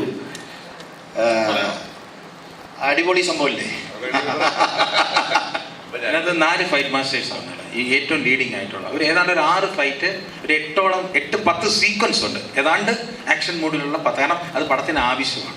അതുകൊണ്ടാണ് അങ്ങനെ ചെയ്തത്. രാജാ സാഹിബ് മൊത്തം കഥ ചോദിച്ചപ്പോൾ ഞാൻ ഒന്നും പറഞ്ഞില്ല. അവസാനം രാജാ സാഹിബ് ഫൈനലിൽ പറഞ്ഞത്, ചത്ത ആൾക്ക് അറിഞ്ഞൂടാ ഞാനാണോ ചത്തതെന്ന്, കൊന്ന ആൾക്ക് അറിഞ്ഞൂടാ ഞാനാണോ കൊന്നതെന്ന് എന്ന് ചുമ്മാ ഒരു തമാശയ്ക്ക് പറഞ്ഞു. ശരിക്കും ആക്ഷൻ്റെ കാര്യം പറഞ്ഞപ്പോഴാണ് എല്ലാവരും നമ്മളൊക്കെ ചെറുപ്പം മുതലേ സിനിമ കാണുമ്പോൾ ആക്ഷൻ കിങ് എന്ന് പറഞ്ഞിരിക്കുന്ന അദ്ദേഹമാണ് അടുത്തിരിക്കുന്നത്. ഞാൻ ശരിക്കും ഇദ്ദേഹത്തിൻ്റെ ഫൈറ്റ് കാണാൻ വേണ്ടിയിട്ട് എനിക്ക് സീനില്ലാത്ത ദിവസം ഞാൻ വെയിറ്റ് ചെയ്തിട്ടുണ്ട്. സാറിൻ്റെ അടുത്ത് ചോദിച്ചിട്ട് സാർ എന്നെ ഓടിക്കാൻ ശ്രമിച്ചിട്ടുണ്ട്, നിൽക്കണ്ട ഒക്കെ എന്ന് പറഞ്ഞിട്ട്. ഞാൻ ലൈവായിട്ട് ബാബുചേട്ടൻ്റെ ഫൈറ്റ് ഈ സിനിമയിലാണ് ആദ്യമായിട്ട് ഷൂട്ട് ചെയ്യുമ്പോൾ കാണുന്നത്. ഒരുപാട് സന്തോഷം ഉണ്ടായിരുന്നു. കാരണം നിങ്ങൾക്ക് എല്ലാവർക്കും ഭയങ്കര ഇഷ്ടമല്ലേ നമ്മൾ ചെറിയ കാലം തൊട്ടേ. അദ്ദേഹം സീനിയർ ആയതുകൊണ്ട് പറയുന്നതാണ് കേട്ടോ. അപ്പൊ അത് ലൈവായിട്ട് കണ്ടു ബാബുചേട്ടൻ്റെ റിയൽ ഫൈറ്റ്. ബാബു സാറും ഞാനും തമ്മിൽ ഒരു പടം ഫൈറ്റ് ചെയ്തിട്ടുണ്ട്. ഹൈവേ പോലീസ് ചിത്രത്തിൽ എനിക്ക് അങ്ങനെ ഒരു ഭാഗ്യം കിട്ടിയിട്ടുണ്ട് സാറായിട്ട് ഫൈറ്റ് ചെയ്യാൻ. പടം അഭിനയിച്ചിട്ടുണ്ട്, ഇപ്പോൾ പൊന്നിയിൻ സെൽവൻ അഭിനയിച്ചിട്ടുണ്ട്, പക്ഷേ കോമ്പിനേഷനിലായിരുന്നു. പക്ഷേ ഹൈവേ പോലീസിൽ സാറായിട്ട് എനിക്ക് ഫൈറ്റ് ചെയ്യാൻ ഒരു ഭാഗ്യം ഉണ്ടായിരുന്നു. 2 വലിയ ആക്ഷൻ ഹീറോസ് എന്ന് പറയും. കാരണം എന്നെക്കാളും വലിയ സീനിയർ ആർട്ടിസ്റ്റുകളാണ് റിയാസ് ആണെങ്കിലും ബാബു സാറാണെങ്കിലും. അപ്പം ഇവരോട് വർക്ക് ചെയ്യാൻ പറ്റി. എന്നെ പോലെ ഒരു പുതിയ ആളെന്നല്ല, ഞാൻ ഒരുപാട് ചെറിയ ചെറിയ പരിപാടികളൊക്കെ ചെയ്തിട്ടാണ് ഇവിടെ എത്തിയതെങ്കിലും സീനിയർ ആയിട്ട് നിൽക്കുന്ന ഇവരെ കൂടെ വർക്ക് ചെയ്യാൻ പറ്റി. അവർ നമ്മളെ സപ്പോർട്ട് ചെയ്യുന്നു. ഇത്ര ആക്ഷൻ വില്ലന്മാരാണെന്ന് തോന്നിക്കെങ്കിലും അടിച്ച് കയറി വാടാ എല്ലാ ഹീറോ ആണ് അദ്ദേഹം. അവർ ഹീറോ ആണ് ചെയ്യുന്നത്, വില്ലൻ ചെയ്തവരുണ്ട്. ഇവരെ കൂടെ വർക്ക് ചെയ്യാൻ പറ്റി, നമ്മളെ സപ്പോർട്ട് ചെയ്യുന്ന ആക്ഷൻസ് ചെയ്യുമ്പോൾ ഒരുപാട് പരിപാടിയുണ്ട്. എന്തെങ്കിലും ഒരു ബുദ്ധിമുട്ടുകളും ഉണ്ടാകാതെ എന്നെ ഒരുപാട് ഹെൽപ്പ് ചെയ്തൊരു മനുഷ്യനാണ് റിയാസക്കായും. ബാബു സാർ അദ്ദേഹം ഫൈറ്റ് സീക്വൻസ് കണ്ട് നല്ല അഭിപ്രായങ്ങൾ പറഞ്ഞിട്ടുണ്ട്. ഞാനും ബാബു സാറുമായിട്ട് ഇനി അടുത്തൊരു പരിപാടികൾ ഉണ്ട്. എല്ലാവരും ഞങ്ങളൊരു ഫാമിലി പോലെ തന്നെ. അത് വളരെ സന്തോഷമുള്ള എല്ലാത്തിൻ്റെയും നെടുന്നൂടായിട്ട് TS സുരേഷ് സാറ്, ഇദ്ദേഹത്തെ പോലെ വലിയൊരു ഡയറക്ടർ നമ്മുടെ കൂടെയുണ്ട്. അതുപോലെ നമ്മളെ സപ്പോർട്ട് ചെയ്യുന്ന നമ്മുടെ വലിയൊരു പ്രൊഡ്യൂസർ ഉണ്ട്. ഞങ്ങളെല്ലാവരും ഒരു കുടുംബം, അത്രേ ഉള്ളൂ. സിനിമയിൽ വേറെ കളത്തരങ്ങളൊന്നുമില്ല. ഒരു കുടുംബം, എല്ലാവരും ജീവിക്കാൻ വേണ്ടി കഷ്ടപ്പെടുന്ന ആൾക്കാരല്ലേ അല്ലേ. നെക്സ്റ്റ്. ഹലോ സാർ, അതുപോലെ ഇപ്പോൾ നമ്മൾ പഴയ സിനിമകളെ പറ്റി ഞാൻ റിയാസ്ക ഇപ്പോൾ നമ്മളിപ്പോൾ ഈ ഗജനിയുടെ റിലീസിനെ സംബന്ധിച്ച് കുറേ ചർച്ചകളുണ്ടായിരുന്നല്ലോ. അപ്പോൾ മൊത്തത്തിൽ ഇപ്പോൾ ഈ പഴയ സിനിമകൾ വീണ്ടും വീണ്ടും റിപ്പീറ്റ് അടിച്ച് കാണാനാണ് ആളുകൾ കൂടുതൽ ആഗ്രഹിക്കുന്നതെന്ന് തോന്നുന്നു. നമ്മളിപ്പോൾ ഇറങ്ങുന്ന ന്യൂജൻ സിനിമകളൊക്കെ ആളുകൾ 1-2 പ്രാവശ്യം കാണുകയും അവരുടെ കുട്ടിക്കാലത്ത് ഉണ്ടായിരുന്ന സിനിമകളൊക്കെ വീണ്ടും 10-15 പ്രാവശ്യം, ഈവൻ സാർ ഇപ്പോൾ സുരേഷ് സാർ പറഞ്ഞ പോലെ, സന്തോഷ് സാർ പറഞ്ഞ പോലെ തന്നെ ഡയലോഗുകൾ ഉൾപ്പെടെ കാണാപ്പാടാണെങ്കിലും ആ പഴയ സിനിമകൾ വീണ്ടും വീണ്ടും കാണാൻ ആളുകൾ ആഗ്രഹിക്കുന്നു. അപ്പോൾ ഇത് എന്തുകൊണ്ടായിരിക്കും റിയാസ്ക അങ്ങനെ ഒരു സെൻസേഷൻ? ഇപ്പോൾ അടിച്ചു കയറുക പോലെ നമ്മൾ ആ ഒരു ട്രെൻഡിങ് ലെവലിൽ കഴിഞ്ഞ് നിൽക്കുകയാണ് ഇപ്പോൾ. സോ എന്തുകൊണ്ടാണെന്ന് ഇപ്പം എനിക്കറിയില്ല, പക്ഷെ നടന്നത് ഭയങ്കര ഹാപ്പിയാണ് ഞാൻ. ഓക്കെ, ബിക്കോസ് ഒരു ജനറേഷന് അറിയാത്ത കാര്യം വീണ്ടും ആ ജനറേഷൻ അത് കാണുകയാണ്. സോ മേ ബി ഒരു 30-40 years ഓൾഡ് ഒരാൾ ഗജനിയിൽ എന്നെ അറിയായിരിക്കും, പക്ഷേ ഇപ്പോഴത്തെ പിള്ളേർ, ചെറിയ കുട്ടികൾ, അവർക്ക് അറിയാതായിരിക്കും ഗജനി എന്താണ്. So 1 generation is watching that. So ആ ജനറേഷനിലേക്ക് ഞാൻ വീണ്ടും കയറി ചെല്ലുകയാണ്. സോ അതുകൊണ്ട് മീൻസ് സോ ഹാപ്പി. പ്ലസ് ഈ റീ റിലീസ് ചെയ്യുന്ന പടങ്ങളൊക്കെ ഹിസ്റ്ററിയിൽ മാർക്ക് ചെയ്ത ഫിലിംസാണ്. സോ വീണ്ടും അത് കാണട്ടെ, അത് കണ്ട് ഇൻസ്പയർ ആവട്ടെ, യങ് ക്രിയേറ്റേഴ്സ് വരട്ടെ, ആക്ടേഴ്സ് അത് കണ്ട് റെഫറൻസ് എടുക്കട്ടെ. സോ ഹാപ്പി മൂമെൻറ്റ്സ് അല്ല അതൊക്കെ. ബാബു സാർ അതുപോലെ ഇപ്പോൾ നമ്മളൊക്കെ ചെറുപ്പത്തിൽ ഇപ്പോഴത്തേക്ക് ഹീറോ ആണ് സാർ. അപ്പോൾ ഈ ഒരു ഏത് ബാബുവാണ്? ബാബു ആന്റണി സാർ. ഞാൻ സ്വന്തമായിട്ട് ഒരു മൈക്കുമായിട്ട് വന്നത് മരിക്കുന്നുണ്ട്. ഓക്കെ സാർ, ഇപ്പോൾ പഴയ ഒരുപാട് സിനിമകളിൽ നമ്മൾ ഒരുപാട് ഇൻസ്പയർഡ് ആയ ഗൂസ് ബംസ് തന്ന ഒരാളാണ് സാർ, ഇപ്പോഴും തന്നുകൊണ്ടിരിക്കുന്ന ഒരാളാണ്. അപ്പോൾ ഈ ഒരു ആക്ഷൻ സിനിമകളിലേക്കുള്ള വിഷയം, അപ്പോൾ നമ്മൾ ഇടുക്കി ഗോൾഡ് പോലെയുള്ള സിനിമകൾ സാറിൻ്റെ അങ്ങനത്തെ അത്തരം കഥാപാത്രങ്ങൾ നമ്മൾ ഒരുപാട് ആസ്വദിച്ചിട്ടുണ്ട്. അപ്പോൾ സാറിന് എപ്പോഴെങ്കിലും തോന്നിയിട്ടുണ്ടോ ലൈക്ക് ഈ ഒരു ആക്ഷൻ സീക്വൻസസ് ഒക്കെ വിട്ട് കുറച്ചുകൂടി ക്യാരക്ടർ റോളുകളാണ് എനിക്ക് ഇനി ചെയ്യാനുണ്ടാവുക, അല്ലെങ്കിൽ ചെയ്താൽ കുറച്ചുകൂടി നന്നാവുമെന്നും, അതുപോലെ DNA നമുക്ക് ഈ ഒരു ടൈപ്പ് കാസ്റ്റിങ്ങിനപ്പുറത്തേക്ക് നമുക്ക് എന്തെങ്കിലും പ്രതീക്ഷിക്കാൻ പറ്റുമോ സാർ? അപ്പം നമുക്കൊരു ആക്ടറെ സംബന്ധിച്ചോളം വെറൈറ്റി കഥാപാത്രങ്ങൾ ചെയ്യാൻ കിട്ടുന്ന ഒരു അവസരം എപ്പോഴും വെൽക്കമാണ്. കാരണം വൈശാലിയാണെങ്കിലും ലേഡിക്ക് ഗോൾഡ് ആണെങ്കിലും, പിന്നെ അതുപോലെ കടല്, ദാദ, ചന്ത, പിന്നെ അതുപോലെ തന്നെ അപരാഹ്നം, ശയനം, അങ്ങനെ ഒരുപാട് വെറൈറ്റി കഥാപാത്രങ്ങൾ നമുക്ക് ചെയ്യാൻ സാധിച്ചിട്ടുണ്ട്. അപ്പോൾ ആക്ഷൻ അല്ലെങ്കിൽ ഏതെങ്കിലും ഒരു കഥാപാത്രം വിടുക എന്ന് പറയുന്നൊരു സംഭവം ഇതിനകത്ത് ഉദിക്കുന്നില്ല. കാരണം ആക്ഷൻ എന്ന് പറയുന്നത് തന്നെ അതൊരു പാർട്ട് ഓഫ് ക്യാരക്ടറാണ്. ഇപ്പോൾ ഒരു സിനിമയിൽ ശരിക്കും പറഞ്ഞു കഴിഞ്ഞാൽ ആക്ഷൻ സ്റ്റാർട്ട് ക്യാമറ കഴിഞ്ഞാൽ പിന്നെ ആക്ഷനേ ഉള്ളൂ. അപ്പോൾ നമ്മൾ ഈ ആക്ഷൻ എങ്ങനെ ഡിഫൈൻ ചെയ്യുന്നു എന്നുള്ളതാണ്. അതായത് ഇപ്പം നമ്മൾ സംസാരിക്കുന്നു, രണ്ടുപേരും തമ്മിൽ സംസാരിക്കുന്നു, സംസാരിച്ചു കഴിഞ്ഞാൽ ആ സംസാരം ഒരു വാക്കേറ്റമായി വെർബൽ സ്പാറിങ് ആവുന്നു. അത് വെർബൽ സ്പാറിങ്, ഫിസിക്കൽ സ്പാറിങ് ആകുമ്പോഴാണ് നമ്മൾ ഈ ആക്ഷൻ എന്ന് പറയുന്നത്. പക്ഷേ basically everything is action. Dance ചെയ്യുന്നതോ ചിരിക്കുന്നതോ എല്ലാം ആക്ഷൻ തന്നെയാണ്. അതിൻ്റെ ഓരോ വേരിയേഷൻസ് മാത്രമേ ഉള്ളൂ. അപ്പോൾ നമുക്ക് സ്റ്റോറിക്ക് അനുസരിച്ച് നമ്മൾ ആ കഥാപാത്രങ്ങളെ അല്ലെങ്കിൽ സീക്വൻസ് മോൾഡ് ചെയ്ത് പോകുക എന്നുള്ളത് മാത്രമേ ഉള്ളൂ. ഒന്നും നമുക്ക് പിന്നെ ആക്ഷൻ സിനിമകൾക്ക് ഇപ്പം ത്രില്ലർ പോലെ തന്നെ എപ്പോഴും ഒരു ഓഡിയൻസ് ഉണ്ട്. ഒരു ഫിസിക്കൽ ആക്ഷൻ, അതായത് ഫിസിക്കൽ സ്പാറിങ് എന്ന് പറയുന്നത്, അത് ഈ ചെറിയ വെർബൽ സ്പാറിങ് ഡെവലപ്പ് ചെയ്തിട്ടാണ് ഉണ്ടാകുന്നത്. അപ്പോൾ അതിൻ്റെ ഒരു ബാക്ക്ഗ്രൗണ്ട്, അത് ആ ഫൈറ്റ് ചെയ്യേണ്ട സമയത്ത് നമ്മൾ ഫൈറ്റ് ചെയ്യണം. അല്ലാണ്ട് വെറുതെ ഒരു ഫൈറ്റ് കാണിക്കാൻ വേണ്ടി ഫൈറ്റ് ചെയ്യുമ്പോൾ അതൊരു ഡെമോൺസ്ട്രേഷനാണ്. So you have to go with the story. അതുകൊണ്ടാണ് ചന്ത, കടൽ, ദാദ അല്ലെങ്കിൽ ഉപകരണം പ്രദേശ്, ആ സിനിമകളൊക്കെ ഇതുപോലെ നമ്മളിപ്പോഴും കണ്ടുകൊണ്ടിരിക്കുന്നത്. അപ്പോൾ അതിൽ നമുക്കൊന്നും കഥയ്ക്കനുസരിച്ച് പോകാന്നുള്ളൂ, നമുക്കൊന്നും വിടാൻ പറ്റില്ല. Babu sir, Babu sir, Babu sir, Babu Antony sir, Babu Antony സാറാണ് സാർ. ഒരു ഇന്റർവ്യൂവിൽ പറഞ്ഞു കേട്ടിരുന്നു ഒരു സിനിമ സംവിധാനം ചെയ്യാൻ ആഗ്രഹമുണ്ട് എന്നുള്ളത്. അപ്പോൾ അതിൻ്റെ നടപടികളൊക്കെ തുടങ്ങുന്നതായും അന്ന് പറഞ്ഞു കേട്ടിരുന്നു. അപ്പോൾ അതിൻ്റെ ഒരു അപ്ഡേറ്റ് പറയാൻ പറ്റുമോ? അത് ഒരു സിനിമ സംവിധാനം ചെയ്യുക എന്ന് പറഞ്ഞാൽ അത്ര എളുപ്പമുള്ള കാര്യമില്ല. അത് ബാബുവിനോട് ചോദിച്ചാൽ അറിയാം.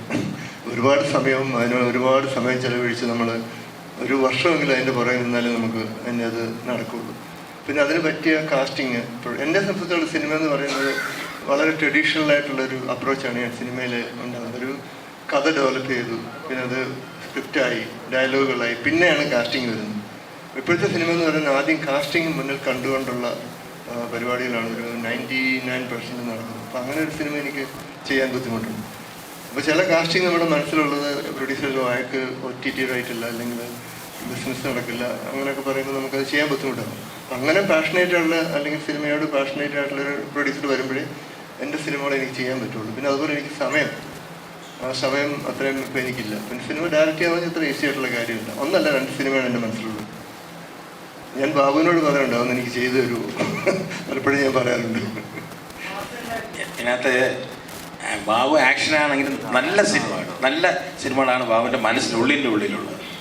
അതാണ് ആക്ഷൻ ചെയ്യും. അത് ഇപ്പോൾ നമുക്കൊരു ജോലിയുടെ ഭാഗം എന്നുള്ളതാണ്. സുരേഷ് ബാബു സാർ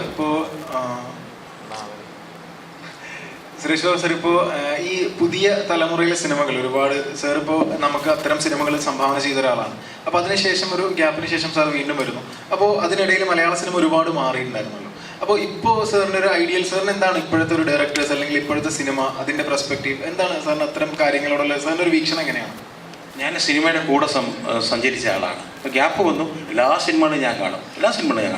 അപ്പോൾ അതുകൊണ്ട് എനിക്ക് അപ്ഡേഷൻ ഏതാണ്ട് അറിയാൻ പറ്റും. പിന്നെ ടെക്നിക്കലി നമ്മൾ അതിനെപ്പറ്റിയും ചുമ്മാ ഇരിക്കില്ല, നമ്മൾ അതിനെപ്പറ്റി ചെയ്യും. അതിൻ്റെ ഇടയ്ക്ക് വേറെ വർക്കുകൾ ചെയ്യാനുണ്ടായിരുന്നു. അതാണ് സത്യം. അതുകൊണ്ട് എനിക്കതൊരു വലിയ ഗ്യാപ്പായിട്ടോ അല്ലെങ്കിൽ ഞാൻ പുറകോട്ടാണ് എന്നുള്ള തോന്നലില്ല. അതുകൊണ്ട് എന്തായാലും ഇപ്പോൾ ഒരു 4-5 സിനിമ ഇന്ത്യ ഞാൻ ഡയറക്റ്റ് ചെയ്യുന്നുള്ളൂ മൊത്തം. അപ്പോൾ അതിനകത്ത് മൊത്തം 5 പടവും എൻ്റെ മനസ്സിലുണ്ട്. അതുകൊണ്ട് ഇനിയിപ്പോൾ വേറെ ആർട്ടിസ്റ്റിനെ തേടി പോവുക അങ്ങനെയുള്ള കാര്യങ്ങൾ ഇല്ല. അതാണ് സത്യം. ഞാൻ പറഞ്ഞില്ല, സുരേഷ് ബാബു ഞാൻ 2010 ഒരു ബ്ലൂ മാറ്റോ ഗ്രീൻ മാറ്റോ ഒന്നും ഇല്ലാണ്ട് ഒരു വെറും പ്രൊപ്പല്ലർ വെച്ച് മാത്രം ഞാൻ ഹെലികോപ്റ്ററിൽ നിന്ന് ഇറങ്ങി നടന്ന് വണ്ടി കയറി പോകുന്നൊരു സീൻ അന്ന് എടുത്തായിരുന്നു. അപ്പോൾ ഇപ്പോഴും ഞാൻ ബാബുവായിട്ട് സംസാരിക്കാറുണ്ട്. പുള്ളി അപ്ഡേറ്റഡ് ആണ്. എൻ്റെ ഒരു അറിവിൽ ഇപ്പോൾ ഉള്ള പല ഡയറക്ടേഴ്സിനെക്കാട്ടിലും കൂടുതലും ഈ പുതിയ തലമുറയിലുള്ള പല ആൾക്കാരെ കൂടുതലും ബാബു അപ്ഡേറ്റഡ് ആയിട്ട് എനിക്ക് ഫീൽ ചെയ്യാറുണ്ട്. ഇപ്പോൾ പിള്ളേരും വളരെ അപ്ഡേറ്റഡ് ആണ്, ഇല്ലെന്ന് ഞാൻ പറയുന്നില്ല. There are lot of very talented guys now. ഈ പടം കണ്ടിട്ട് ടെക്നിക്കലി എല്ലാ സൈഡും പറഞ്ഞാൽ മിക്ക വിഷ്വലായാലും ശരി സൗണ്ട് സൈഡായാലും എങ്ങനെ ഉണ്ടെന്നുള്ള വിലയിരുത്തി അറിയിക്കുക. അപ്പോൾ അറിയാം ഈ പടത്തിൻ്റെ ഇത് എന്താണെന്നുള്ള. ഉറപ്പായിട്ടും സാർ. അതുപോലെ ഇപ്പോൾ റായിലക്ഷ്മിയുടെ ക്യാരക്ടർ എഴുതുന്ന സമയത്ത് സന്തോഷാനോട് തന്നെ പറഞ്ഞൊരു കാര്യമായിരുന്നല്ലോ, ഇത് ഒരു പുരുഷ കേന്ദ്രീകൃതമായ രീതിയിലുള്ള ഒരു സ്ക്രിപ്റ്റാണ്, അല്ലെങ്കിൽ അത്തരം കഥാപാത്രമാണ് അത് പ്ലേ ചെയ്യുക എന്നുള്ള നിലക്ക് വേണം അത്തരം ഡയലോഗുകൾ എഴുതാനുള്ളത്. ശരിക്കും അത് എന്തായിരുന്നു അങ്ങനെ ഒരു മുന്നറിയിപ്പിൻ്റെ ഉദ്ദേശം? സാധാരണ ഇപ്പോൾ നമുക്ക് വന്ന ലേഡി ക്യാരക്ടേഴ്സൊക്കെ അറിയാം. സിനിമയിൽ വന്ന പോലീസ് ഓഫീസേഴ്സിൻ്റെ ക്യാരക്ടേഴ്സ് അല്ല, എല്ലാം കുറച്ച് കഴിയുമ്പോഴത്തേക്കും ഹീറോ കയറി അങ്ങ് മുകളിലോട്ട് പോകും, അല്ലെങ്കിൽ ബാക്കിയുള്ള ആർട്ടിസ്റ്റുകൾ കയറി ബാക്കിയുള്ള ക്യാരക്ടേഴ്സ് മുകളിലോട്ട് പോകും. പക്ഷേ ഇവർക്ക് അങ്ങനെ അപ്പോൾ ആദ്യമേ ഒരു ആണാണ്, ഒരു സുരേഷ് ഗോപി അല്ലെങ്കിൽ ബാബു ആണി അല്ലെങ്കിൽ മമ്മൂക്ക അല്ലെങ്കിൽ മോഹൻലാൽ, അങ്ങനെ ഒരു രീതിയിലുള്ള ക്യാരക്ടർ പോലെ ഞങ്ങൾ പ്ലാൻ ചെയ്തു. എന്നിട്ട് അത് ഉൾട്ടാ ചെയ്തു, മീൻസ് തിരിച്ച് റോയൽ ലക്ഷ്മിയിലേക്ക് പോയി. അപ്പോൾ ഒരിക്കലും ഡ്രോപ്പ് വരത്തില്ല. കാരണം മോഹൻലാലിനെ അല്ലെങ്കിൽ ഈ പറഞ്ഞ സുരേഷ് ഗോപി അല്ലെങ്കിൽ ബാബു ആൻഡി അല്ലെങ്കിൽ മമ്മൂക്കയോ നമുക്ക് ഒരു ക്യാരക്ടർ പോലീസ് ഓഫീസറുടെ ക്യാരക്ടർ ഇട്ട് നമുക്ക് തിരിച്ച് താത്തിയെടുക്കാൻ പറ്റത്തില്ല. ആ ഒരു റേഞ്ച് വേണ്ടി ഞങ്ങൾക്കൊരു ചേഞ്ചിന് വേണ്ടിയിട്ടാണ് നമ്മളങ്ങനെ പ്ലാൻ ചെയ്തത്. അതൊരു ഡിഫറെൻറ്റ് ക്യാരക്ടറാണ്, അവർ മനോഹരമായിട്ട് ചെയ്തിട്ടുണ്ട്. ഇടയ്ക്ക് ഞങ്ങൾക്ക് വേറെ ഒരു 3-4 കാസ്റ്റിംഗ് ഇങ്ങനെ മനസ്സിൽ തോന്നിയാണ്. പക്ഷെ അതൊക്കെ ഇത് വന്നപ്പോൾ ഒന്നുമല്ല, അത്ര മനോഹരമായിട്ട് ലക്ഷ്മി റോയ് ചെയ്തിട്ടുണ്ട്. അത് പടം കാണുമ്പോൾ അറിയാം. ലക്ഷ്മി റോയ് അല്ല, റോയ് ലക്ഷ്മി.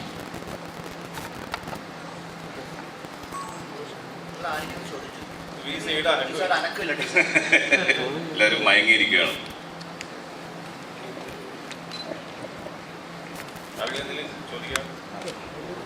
ആരും മിണ്ടുന്നില്ല.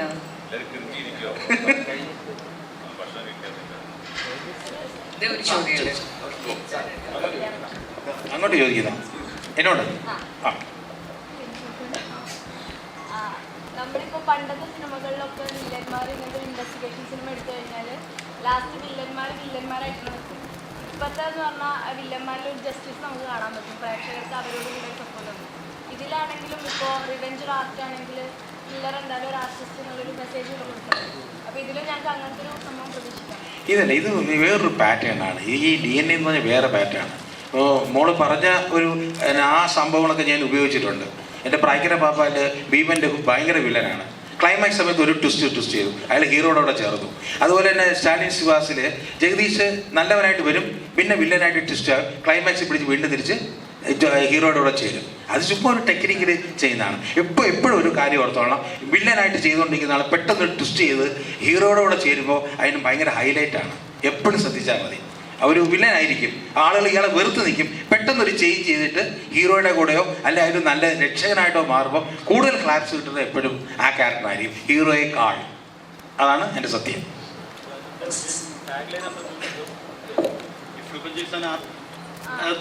കില്ലർ ആർട്ടിസ്റ്റ് ആണെന്ന് പറയുമ്പോൾ അവരുടെ ഇപ്പൊ കില്ലറിനെ നിങ്ങൾക്ക് കാണിക്കുന്ന പ്രതിന്റെ ബാക്കിൽ ഒരു ഫ്ലാഷ് ബാക്ക് കാണിച്ചിട്ട് നമുക്ക് അവരോട് സിമ്പതി തോന്നുന്ന രീതിയിലുള്ള ക്യാരക്ടറാണോ? അല്ല, അത് ഈ റിവെഞ്ച് ഈസ് ആൻ ആർട്ട്. പ്രതികാരം ഒരു കലയാണെങ്കിൽ കൊലയാളി ഒരു കലാകാരനാണ് എന്നാണ് എൻ്റെ പച്ചയായ മലയാള പരിഭാഷ എന്ന് പറയുന്നത്. ആ കൊലയാളിയുടെ ചില മോഡസ് ഓപ്പറാണ്ടി കേട്ട് ഭയങ്കര കോമഡി ആയിട്ടുള്ളൊരു യൂസേജാണ് അത്. മോഡസ് ഓഫ് എമ്മോ, ആ എമ്മോയെ കുറിച്ച് മെൻഷൻ ചെയ്യുന്നുണ്ട് ഈ ടാഗിൽ. ഈ കില്ലറുടെ മോഡസ് ഓപ്പറാണ്ടി കുറച്ച് ഹൈലൈറ്റ് ചെയ്യുന്ന, അത് കുറച്ച് ആഗ്രഹമായിട്ട് നമ്മുടെ പടത്തിൻ്റെ ഒരു ടാഗ് ലൈൻ പോലെ ഉപയോഗിച്ചതെന്നുള്ളൂ. അതിൽ ചോദ്യത്തിൻ്റെ ഉദ്ദേശം എന്തായിരുന്നു കറക്റ്റ്? നമുക്ക് വില്ലനോട് ക്ലൈമാക്സ് ദേഷ്യമാണോ തോന്നുക അതോ നമുക്ക് അവരുടെ കൂടെ നിൽക്കാൻ ഇതിൽ സപ്പോർട്ട് ചെയ്യുന്ന? അല്ല, എപ്പോഴും ഒരു ക്രൈം ആയാലും ഒരു ആക്ടിന്റെയും ബാക്കിൽ ഒരു റീസൺ ഉണ്ടാവുമല്ലോ. അതെന്തായാലും ഉണ്ടാവും, എന്തിനും ഉണ്ടാവുമല്ലോ. ഇപ്പൊ നിങ്ങളിവിടെ വന്നിരിക്കുന്ന ഒരു റീസൺ ഉണ്ട്, ഞാനിവിടെ ഇരിക്കുന്നതിന് ഒരു റീസൺ. അതേപോലെ ഒരു ക്രൈമിന്റെ പുറകിൽ അയാൾക്ക് ശരിയായ ഒരു റീസൺ ഉണ്ടാവും അല്ലേ, ആ ക്രൈം ചെയ്യാനായിട്ട്. അതുണ്ടാവുമല്ലോ എന്തല്ലേ, ഓഫ് കോഴ്സ് ഒബ്വിയസ്ലി അതുണ്ടല്ലോ, അതുണ്ടായ എല്ലാ ക്രൈം ഉണ്ടാക്കുള്ളൂ. സുരേഷ് ബാബു സർ, പൊതുവെ ഈ ജനറേഷനിലെ ത്രില്ലർ സിനിമകളിലെ സോങ്സ് കുറവാണ്, പക്ഷെ ഈ സിനിമയിൽ കുറച്ച് സോങ്സ് ഉള്ളതായിട്ട്. നീ ഈ സെന്ററിൽ വന്നിരിക്കും, ഈ സൈഡ് മൊത്തം ഡള്ളാണ്, എല്ലാവരും ഉറക്കത്തിലിരിക്കുക. നീ ഇങ്ങോട്ട് വാ, നീ എനർജിയാ വാ. ഏറ്റവും കൂടുതൽ ചോദ്യം ചോദിച്ച ആള്, ഏറ്റവും കൂടുതൽ. 3 പെൺകുട്ടികൾ ഫ്രണ്ടിലുണ്ട്, ഒന്നും മിണ്ടുന്നില്ല, ഒന്നും ചോദിക്കുന്നില്ല. അവരെന്തോ വീഡിയോ കാണുമോ? ഈ ഇന്റർവ്യൂവിന്റെ 50% ചോദിച്ച അനിയനാണ് ചോദ്യങ്ങൾ ചോദിച്ചു. Thank you sir. ഓക്കെ, പറഞ്ഞു സാർ. സാധാരണ ഇപ്പോൾ ഇറങ്ങുന്ന ത്രില്ലർ സിനിമകളിലെ സോങ്സ് കുറവാണ്, സോങ്സ് അങ്ങനെ ഫോഴ്സ്ഫുള്ളി വയ്ക്കാറില്ല. പക്ഷെ ഈ സിനിമയിൽ കുറച്ച് സോങ്സ് ഉണ്ട്. അതും പഴയ സിനിമകളൊക്കെ കാണുന്ന പോലെ ആർട്ടിസ്റ്റുകളൊക്കെ വെച്ചിട്ടുള്ള രീതിയിലാണ് ട്രീറ്റ് ചെയ്തിരിക്കുന്നത്. അപ്പോൾ അങ്ങനെ ഇന്നത്തെ കാലത്ത് ട്രീറ്റ് ചെയ്യുമ്പോൾ എന്തെങ്കിലും ഒരു തരത്തില് അതിനെ ബാധിക്കും തോന്നുന്നുണ്ടോ ഈ ജനറേഷനിലെ സിനിമ? ഈ പടത്തിലെ 2 പാട്ടാണ് ഇതിനകത്തുള്ളത്. അതൊന്ന് ഇപ്പം അസ്കർ സർദാനും ഹന്ന ആയതുകൊണ്ടാണ് ഒരു പാട്ട് ഷൂട്ട് ചെയ്യേണ്ടി വന്നത്. ഒന്ന് പ്രൊഡ്യൂസർ ഇഷ്ടപ്രകാരമാണ്. സത്യം, ആ ഒരു പാട്ട് ചെയ്തത് പ്രൊഡ്യൂസർക്ക് അങ്ങനെ ഒരു സോങ് വേണമെന്ന് അദ്ദേഹം ആ പാടെ പടത്തിൽ പറഞ്ഞിരിക്കുന്നത് അത് മാത്രമാണ്. അതുകൊണ്ടാണ്. പക്ഷേ ആക്ച്വൽ നമ്മൾ ഇപ്പോഴത്തെ ഒരു കണ്ടീഷനിൽ ഇനി ഒരു പടം ഞാൻ ചെയ്യുകയാണെങ്കിൽ ഇങ്ങനെയുള്ള സോങ്ങിൻ്റെ ഒരു സാധനം ആയിരിക്കില്ല ഞാൻ ഷൂട്ട് ചെയ്യാൻ പോകുന്നത്. പക്ഷേ ഇത് ഈ പടത്തിന് ലയിച്ചിരിക്കും, മീൻസ് അത് സിറ്റുവേഷനായിട്ട് മാച്ച് ആയതുകൊണ്ടാണ് ഞാൻ ഈ പാട്ട് ഷൂട്ട് ചെയ്തത്. തീർച്ചയായിട്ടും ഇനി അടുത്തൊരു പടം ചെയ്യുമ്പോൾ ഇങ്ങനെ ഒരു സാധനം ആയിരിക്കില്ല എൻ്റെ ഇത് പ്രതീക്ഷിക്കും, മീൻസ് ഈ സോങ്ങിൻ്റെ സൈഡിൽ. ഹന്നയുടെ അടുത്താണ്. ഹന്ന ഇപ്പം ഹന്ന ബാക്ക് ടു ബാക്ക് സിനിമകൾ ചെയ്തതായിട്ട് കാണുന്നില്ല, ഭയങ്കര സെലക്റ്റീവായിട്ട് ചെയ്യുന്നതെന്ന് തോന്നിയിട്ടുണ്ട്. ശരിക്കും ഈ DNA എന്ന് പറഞ്ഞ സിനിമ ചെയ്യാനുള്ള ഒരു സിറ്റുവേഷൻ എന്താണ്? സിറ്റുവേഷൻ എന്ന് വെച്ച് കഴിഞ്ഞാൽ സെലക്ട് ആവുമെന്ന് വെച്ചാൽ ഒന്നാമത് എനിക്ക് കുറേ ഓഫേഴ്സ് ഒന്നും വരത്തില്ല. മേ ബി ഒരു ഇയറിൽ 5 or 6 ഓഫേഴ്സ് വരും. ഈ 5 or 6 ഞാൻ മേ ബി 3 എണ്ണേ എടുക്കത്തുള്ളൂ. അത് ഫിൽട്ടർ ചെയ്യാൻ കാര്യം I want to do versatile characters, വ്യത്യസ്തമായിട്ടുള്ള. If you check my previous projects, രക്ഷാധികാരിയാണെങ്കിലും Kooman, Theerppu, corona, Ranjith cinema, everything എല്ലാത്തിനും ഡിഫറെൻറ്റ് ക്യാരക്ടേഴ്സാണ്. ഈ സിനിമയിൽ I am doing an RJ.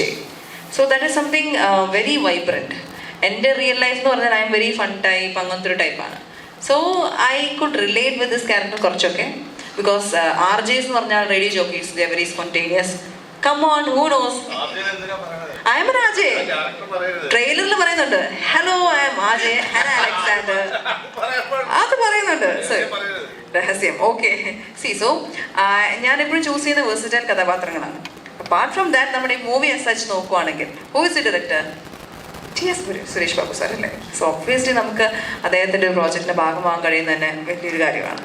Then Santhosh sir വിളിച്ച് കഥ പറഞ്ഞിരുന്നു. And then one special mention, അഷ്കറാണ് എൻ്റെ പേര് ഇന്നത്തെ പിച്ച് ചെയ്യുന്നത്. അത് കഴിഞ്ഞതിന് ശേഷം കൺട്രോളർ അനീഷ് പെരുമ്പിലാവ്, അദ്ദേഹത്തിൻ്റെ ഒപ്പം ഞാൻ രക്ഷാധികാരിയിൽ വർക്ക് ചെയ്തായിരുന്നു. അപ്പോൾ അദ്ദേഹം എന്നെ വിളിച്ച് കഥയുടെ കാര്യങ്ങൾ പറയുന്നു. പിന്നെ സന്തോഷ് സാറ് വിളിച്ചിട്ട് കഥ ഫുൾ നറേറ്റ് ചെയ്യുന്നു. അപ്പോൾ നറേറ്റ് ചെയ്യുമ്പോഴും നമുക്ക് മനസ്സിലാവും നല്ലൊരു. അപ്പോൾ ഞാൻ നറേറ്റ് ചെയ്തപ്പോൾ ചോദിച്ചു ഈ കഥയുടെ ക്ലൈമാക്സ് എങ്ങനെയായിരിക്കും, എന്താണ്? അപ്പം അത് പറഞ്ഞു തരത്തില്ല എന്ന് പറഞ്ഞു. അത് അന്നേരം പറഞ്ഞൊന്നും പറഞ്ഞു തരത്തില്ല. ബട്ട് എനിവേ, അപ്പം ഫുൾ കാര്യങ്ങളും എക്സൈറ്റിംഗ് ആയിട്ട് തോന്നിയത് കൊണ്ട് കണ്ണടച്ച് യെസ് പറഞ്ഞു. സോ അങ്ങനെയാണ് DNA ഭാഗമായത്. ഡെന്റിസ്റ്റ് ആണോ നിങ്ങൾ? ഡെന്റിസ്റ്റ് ആണ്. പല്ല് ഫ്രീ ആയിട്ട് പറിച്ചു കൊടുക്കുന്നതായിരിക്കും. ഞാൻ ലൊക്കേഷനിൽ എത്തിയുണ്ടല്ലോ, എല്ലാവർക്കും പല്ല് തന്നെയാണ്. പിന്നെ ഫ്രീ കൺസൾട്ടേഷൻ അല്ലേ. ഹന്ന ഇങ്ങനെ വരൂ, ഇവിടെ ഒരു അണപ്പല്ലി വിളിക്കുന്നു, എന്താണ് ചെയ്യേണ്ടത്, ഫുൾ എല്ലാവർക്കും കൺസൾട്ടേഷൻ കൊടുക്കുക എന്നാണ് അപ്പാർട്ട് ഫ്രം ആക്ടിങ് എൻ്റെ ജോലി. പിന്നെ ഒരു ക്രിയേറ്ററിനോ ഒരു ആക്ടറിനോ ബാക്ക് ടു ബാക്ക് ഫിലിം ചെയ്യണം അങ്ങനെയൊന്നുമില്ല. 100 പടം ചെയ്യണം, 50 പടം, അങ്ങനെയൊന്നുമില്ല. അത് അങ്ങനെയാണത്. ചിലപ്പോൾ ഒരു ആക്ടർ അവരുടെ ലൈഫ് സ്പാനിൽ 10 പടമായിരിക്കും ചെയ്യുന്നത്. ചിലപ്പോൾ ഒരു ക്രിയേറ്റർ അവരുടെ ലൈഫ് സ്പാനിൽ ഒരു 5 പടമായിരിക്കും ചെയ്യുന്നത്. That doesn't matter at all. അത് എത്ര പടം ചെയ്തു, എന്ത് ചെയ്തു എന്നാണ് മാറ്റർ.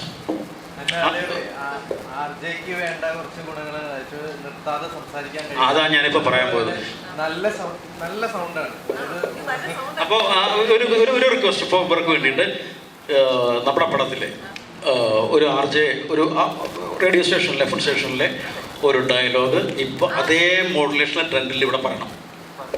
സന്തോഷ് സാർ എഴുതി വെച്ച വരികളാണെങ്കിൽ പറയാൻ പാടാണ്. കാര്യം കടിച്ചാ പൊട്ടുന്ന മലയാളമാണ് എഴുതി വെച്ചിരിക്കുന്നത്. അതൊക്കെ ഞാൻ ലഘൂകരിച്ച് ഇല്ല, ഞാൻ ഭയങ്കര ലഘൂകരിച്ച് അഷ്കറും ഞാനും കൂടെ ഇരുന്ന എല്ലാം ഒന്ന് ലൈറ്റ് ആക്കും. അല്ലെങ്കിൽ ഇദ്ദേഹത്തിന്റെ സ്ക്രിപ്റ്റിംഗ് ഭയങ്കര പാടാണ്, നമുക്ക് പറയാം. ഭയങ്കര അച്ചടി ഭാഷയാണേ, ഭയങ്കര പാടാ. അപ്പൊ ഞാനും അഷ്കർ സ്ക്രിപ്റ്റ് കിട്ടുമ്പോൾ തന്നെ കണ്ണു തള്ളിയിരിക്കും, ദൈവം ഇത് എങ്ങനെ പറയും. ഞാനും കൂടെ ഞങ്ങളെ കൂടെ ഇരുന്ന് കൊളോക്കിയലാക്കും, കുറച്ചും കൂടെ ഞങ്ങളുടേതായിട്ടുള്ളൊരു ചെറിയ സിമ്പിൾ ആക്കിയിട്ടാണ് പറയാറ്. അതിന് മുമ്പ് ചോദിച്ചാൽ എൻ്റെ സൗണ്ട് നല്ലതാണ്. You are the only person ഇങ്ങനെ പറഞ്ഞത്. എൻ്റെ എന്ന് പറഞ്ഞാൽ ഭയങ്കര ബാസ് ബേസ് ഡബിങ്ങിന് എന്നെ തന്നെ എനിക്ക് പറയാൻ ഭയങ്കര പാടാണ്. എന്തോ ആക്ച്വലി ഞാൻ പറഞ്ഞിരുന്നു, ഇല്ല നമ്മളൊരു ഡീലുണ്ടായിരുന്നു, ഞാൻ പറഞ്ഞെന്നെ പൊക്കി പറയണമെന്ന് പറഞ്ഞായിരുന്നു. എന്താ വാട്ട് വാസ് ചോദ്യം? ചോദിച്ചോ.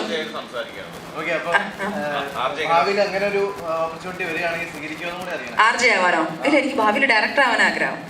ആക്ച്വലി ഞാൻ ജിത്തു സാറിന്റെ, പ്രിയൻ സാറിന്റെ, ടി എസ് സുരേഷ് ബാബു സാറിന്റെ ഇവരുടെ ഒക്കെ കൂടെ വർക്ക് ചെയ്യുന്നതിന്റെ കാര്യം ഇതൊക്കെ എൻ്റെ ക്രാഷ് കോഴ്സസ് ആണ്. ഇവരുടെ ഒക്കെ കൂടെ ഫ്രീ ആയിട്ട് എനിക്കൊരു കോഴ്സ് കിട്ടുകയാണ്, എങ്ങനെ ഡയറക്റ്റ് ചെയ്യാമെന്ന് പഠിക്കുകയാണ്. സോ ഭാവിയിൽ coming years you can see me as a director ഭാവിയിൽ. So I want to be that. Short gap ഉള്ളപ്പോൾ കസേരയിട്ട് മോണ്ട് എടുത്ത് വന്നിരിക്കും. അതെ, എല്ലാ പൊട്ടത്തരം ഞാൻ കണ്ടോളാം പറയും, നോക്കിക്കോളാം പറയും. അങ്ങനെ ഒരു ആഗ്രഹം എന്നോടൊക്കെ നേരത്തെ പറഞ്ഞു.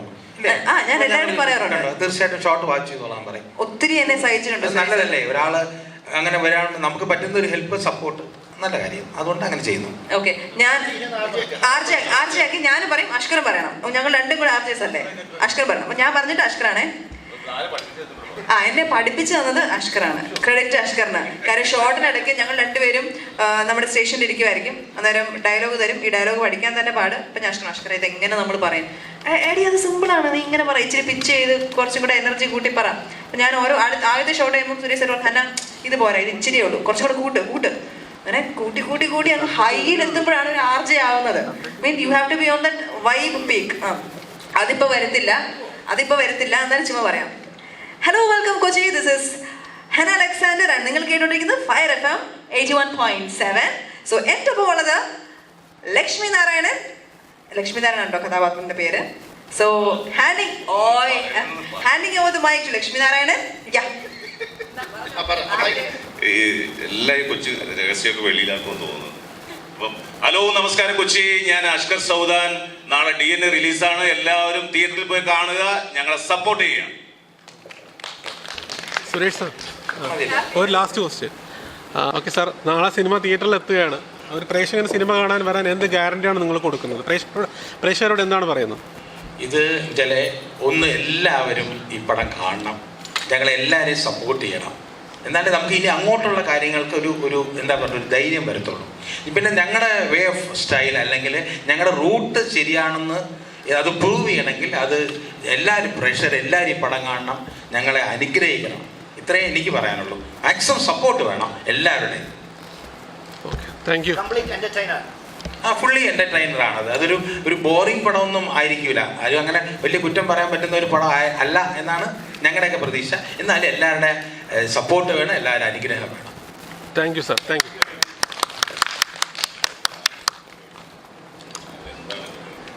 എൻ്റർടൈൻമെൻറ്റ് ഇതിൽ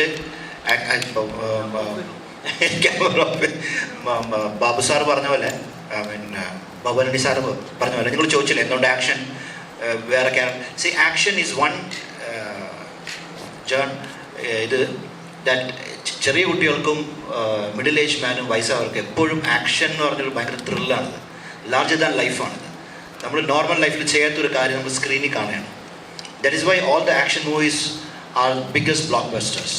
ടോം ക്രൂസ് ആയിക്കോട്ടെ, അർണോൾഡ് ആയിക്കോട്ടെ, സിൽവസ്റ്റർ സ്റ്റലോൺ ആയിക്കോട്ടെ, വാൻ ഡേം ആയിക്കോട്ടെ, ജാക്കി ചാൻ ആയിക്കോട്ടെ, anybody you name, Salman Khan ആയിക്കോട്ടെ, ഇനി അജിത്ത് ആയിക്കോട്ടെ, വിജയ് ആയിക്കോട്ടെ. So the action stands out a lot. So അങ്ങനെ ആക്ഷൻ പാക്ഡ് ഒരു ഫിലിമും കൂടെയാണ്. So youngsters come watch the movie. Action, അടിപൊളി ആക്ഷനാണ് ഈ പടത്തിൽ.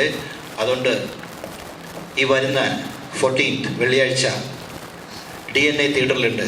അപ്പോൾ എല്ലാവരും തിയേറ്ററിലേക്ക് കള്ളോ കപ്പയോ കരിമീനോ കൊഞ്ചോ എല്ലാം എൻ്റെ വക. അപ്പോൾ എല്ലാവരും തിയേറ്ററിലേക്ക് അടിച്ച് കയറി വാ.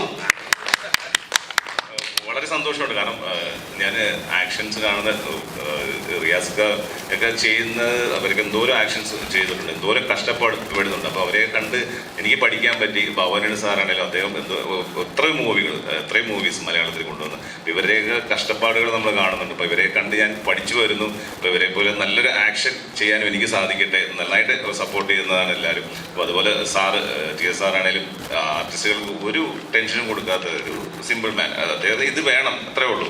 അല്ലാതെ നമുക്ക് ഒരു ആർട്ടിസ്റ്റിനെ പ്രഷർ ചെയ്യിക്കത്തില്ല. പ്രഷർ ചെയ്യിപ്പിക്കുമ്പോൾ ഒരിക്കലും സംഭവം കിട്ടത്തില്ല, മൈൻഡ് ഔട്ട് ആവുക. നമ്മൾ ഇത് വേണം എന്ന് പറയാൻ ഞാൻ പറഞ്ഞ തെറ്റാണെന്ന് അറിയില്ല.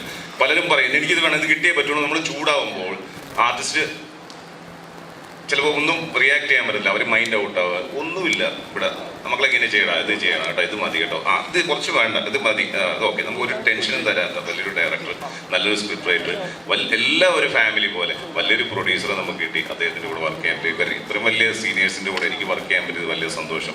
അതുപോലെ ഹന്ന റജി കുഷു പോലെ വലിയൊരു നായിക, അതുപോലെ ഗൗരി നദ്ദയെ പോലെ അവാർഡൊക്കെ കിട്ടിയ വലിയൊരു അവരുടെ കൂടെ അഭിനയിക്കാൻ പറ്റി. അതുപോലെ എൻ്റെ പപ്പൻ, എൻ്റെ ചക്കര മുത്ത്, എൻ്റെ രതീഷേട്ടൻ്റെ ചക്കരമുത്ത്, അപ്പോൾ പപ്പൻ വലിയൊരു ക്യാരക്ടറാണ് ഇത് ചെയ്യുന്നത്. അതൊക്കെ സസ്പെൻസ് ആയതുകൊണ്ട് നമുക്ക് ഒന്നും വെളിയിൽ പറയാൻ പറ്റില്ല. ആരുടെയും ക്യാരക്ടർ പറയാൻ പറ്റത്തില്ല, ഇക്കടെ ക്യാരക്ടർ പറയാൻ പറ്റില്ല, എൻ്റെ ക്യാരക്ടർ പറയാൻ ആരെ ഒന്നും റിവീൽ ചെയ്യാൻ പറ്റാത്തതുകൊണ്ടാണ്. ഇനി ബാക്കി നാളെ റിലീസാണ്, പ്രേക്ഷകരുടെ കയ്യിലാണ്. എല്ലാവരും ഞങ്ങളെ സപ്പോർട്ട് ചെയ്യുക. ഒരുപാട് പേരുടെ കഷ്ടപ്പാടാണ് സിനിമ, ഒരുപാട് പേരുടെ പ്രതീക്ഷകളാണ്. ഞങ്ങളെല്ലാവരും സപ്പോർട്ട് ചെയ്യുക. സാറിനെ സന്തോഷം, എല്ലാവരും ഇവിടെ വന്ന് എല്ലാവർക്കും സന്തോഷം. മാക്സിമം നമ്മളെ സപ്പോർട്ട് ചെയ്യുക. എല്ലാവരുടെ അനുഗ്രഹം, എല്ലാവരുടെ സപ്പോർട്ട് എപ്പോഴും ഉണ്ടാവണം.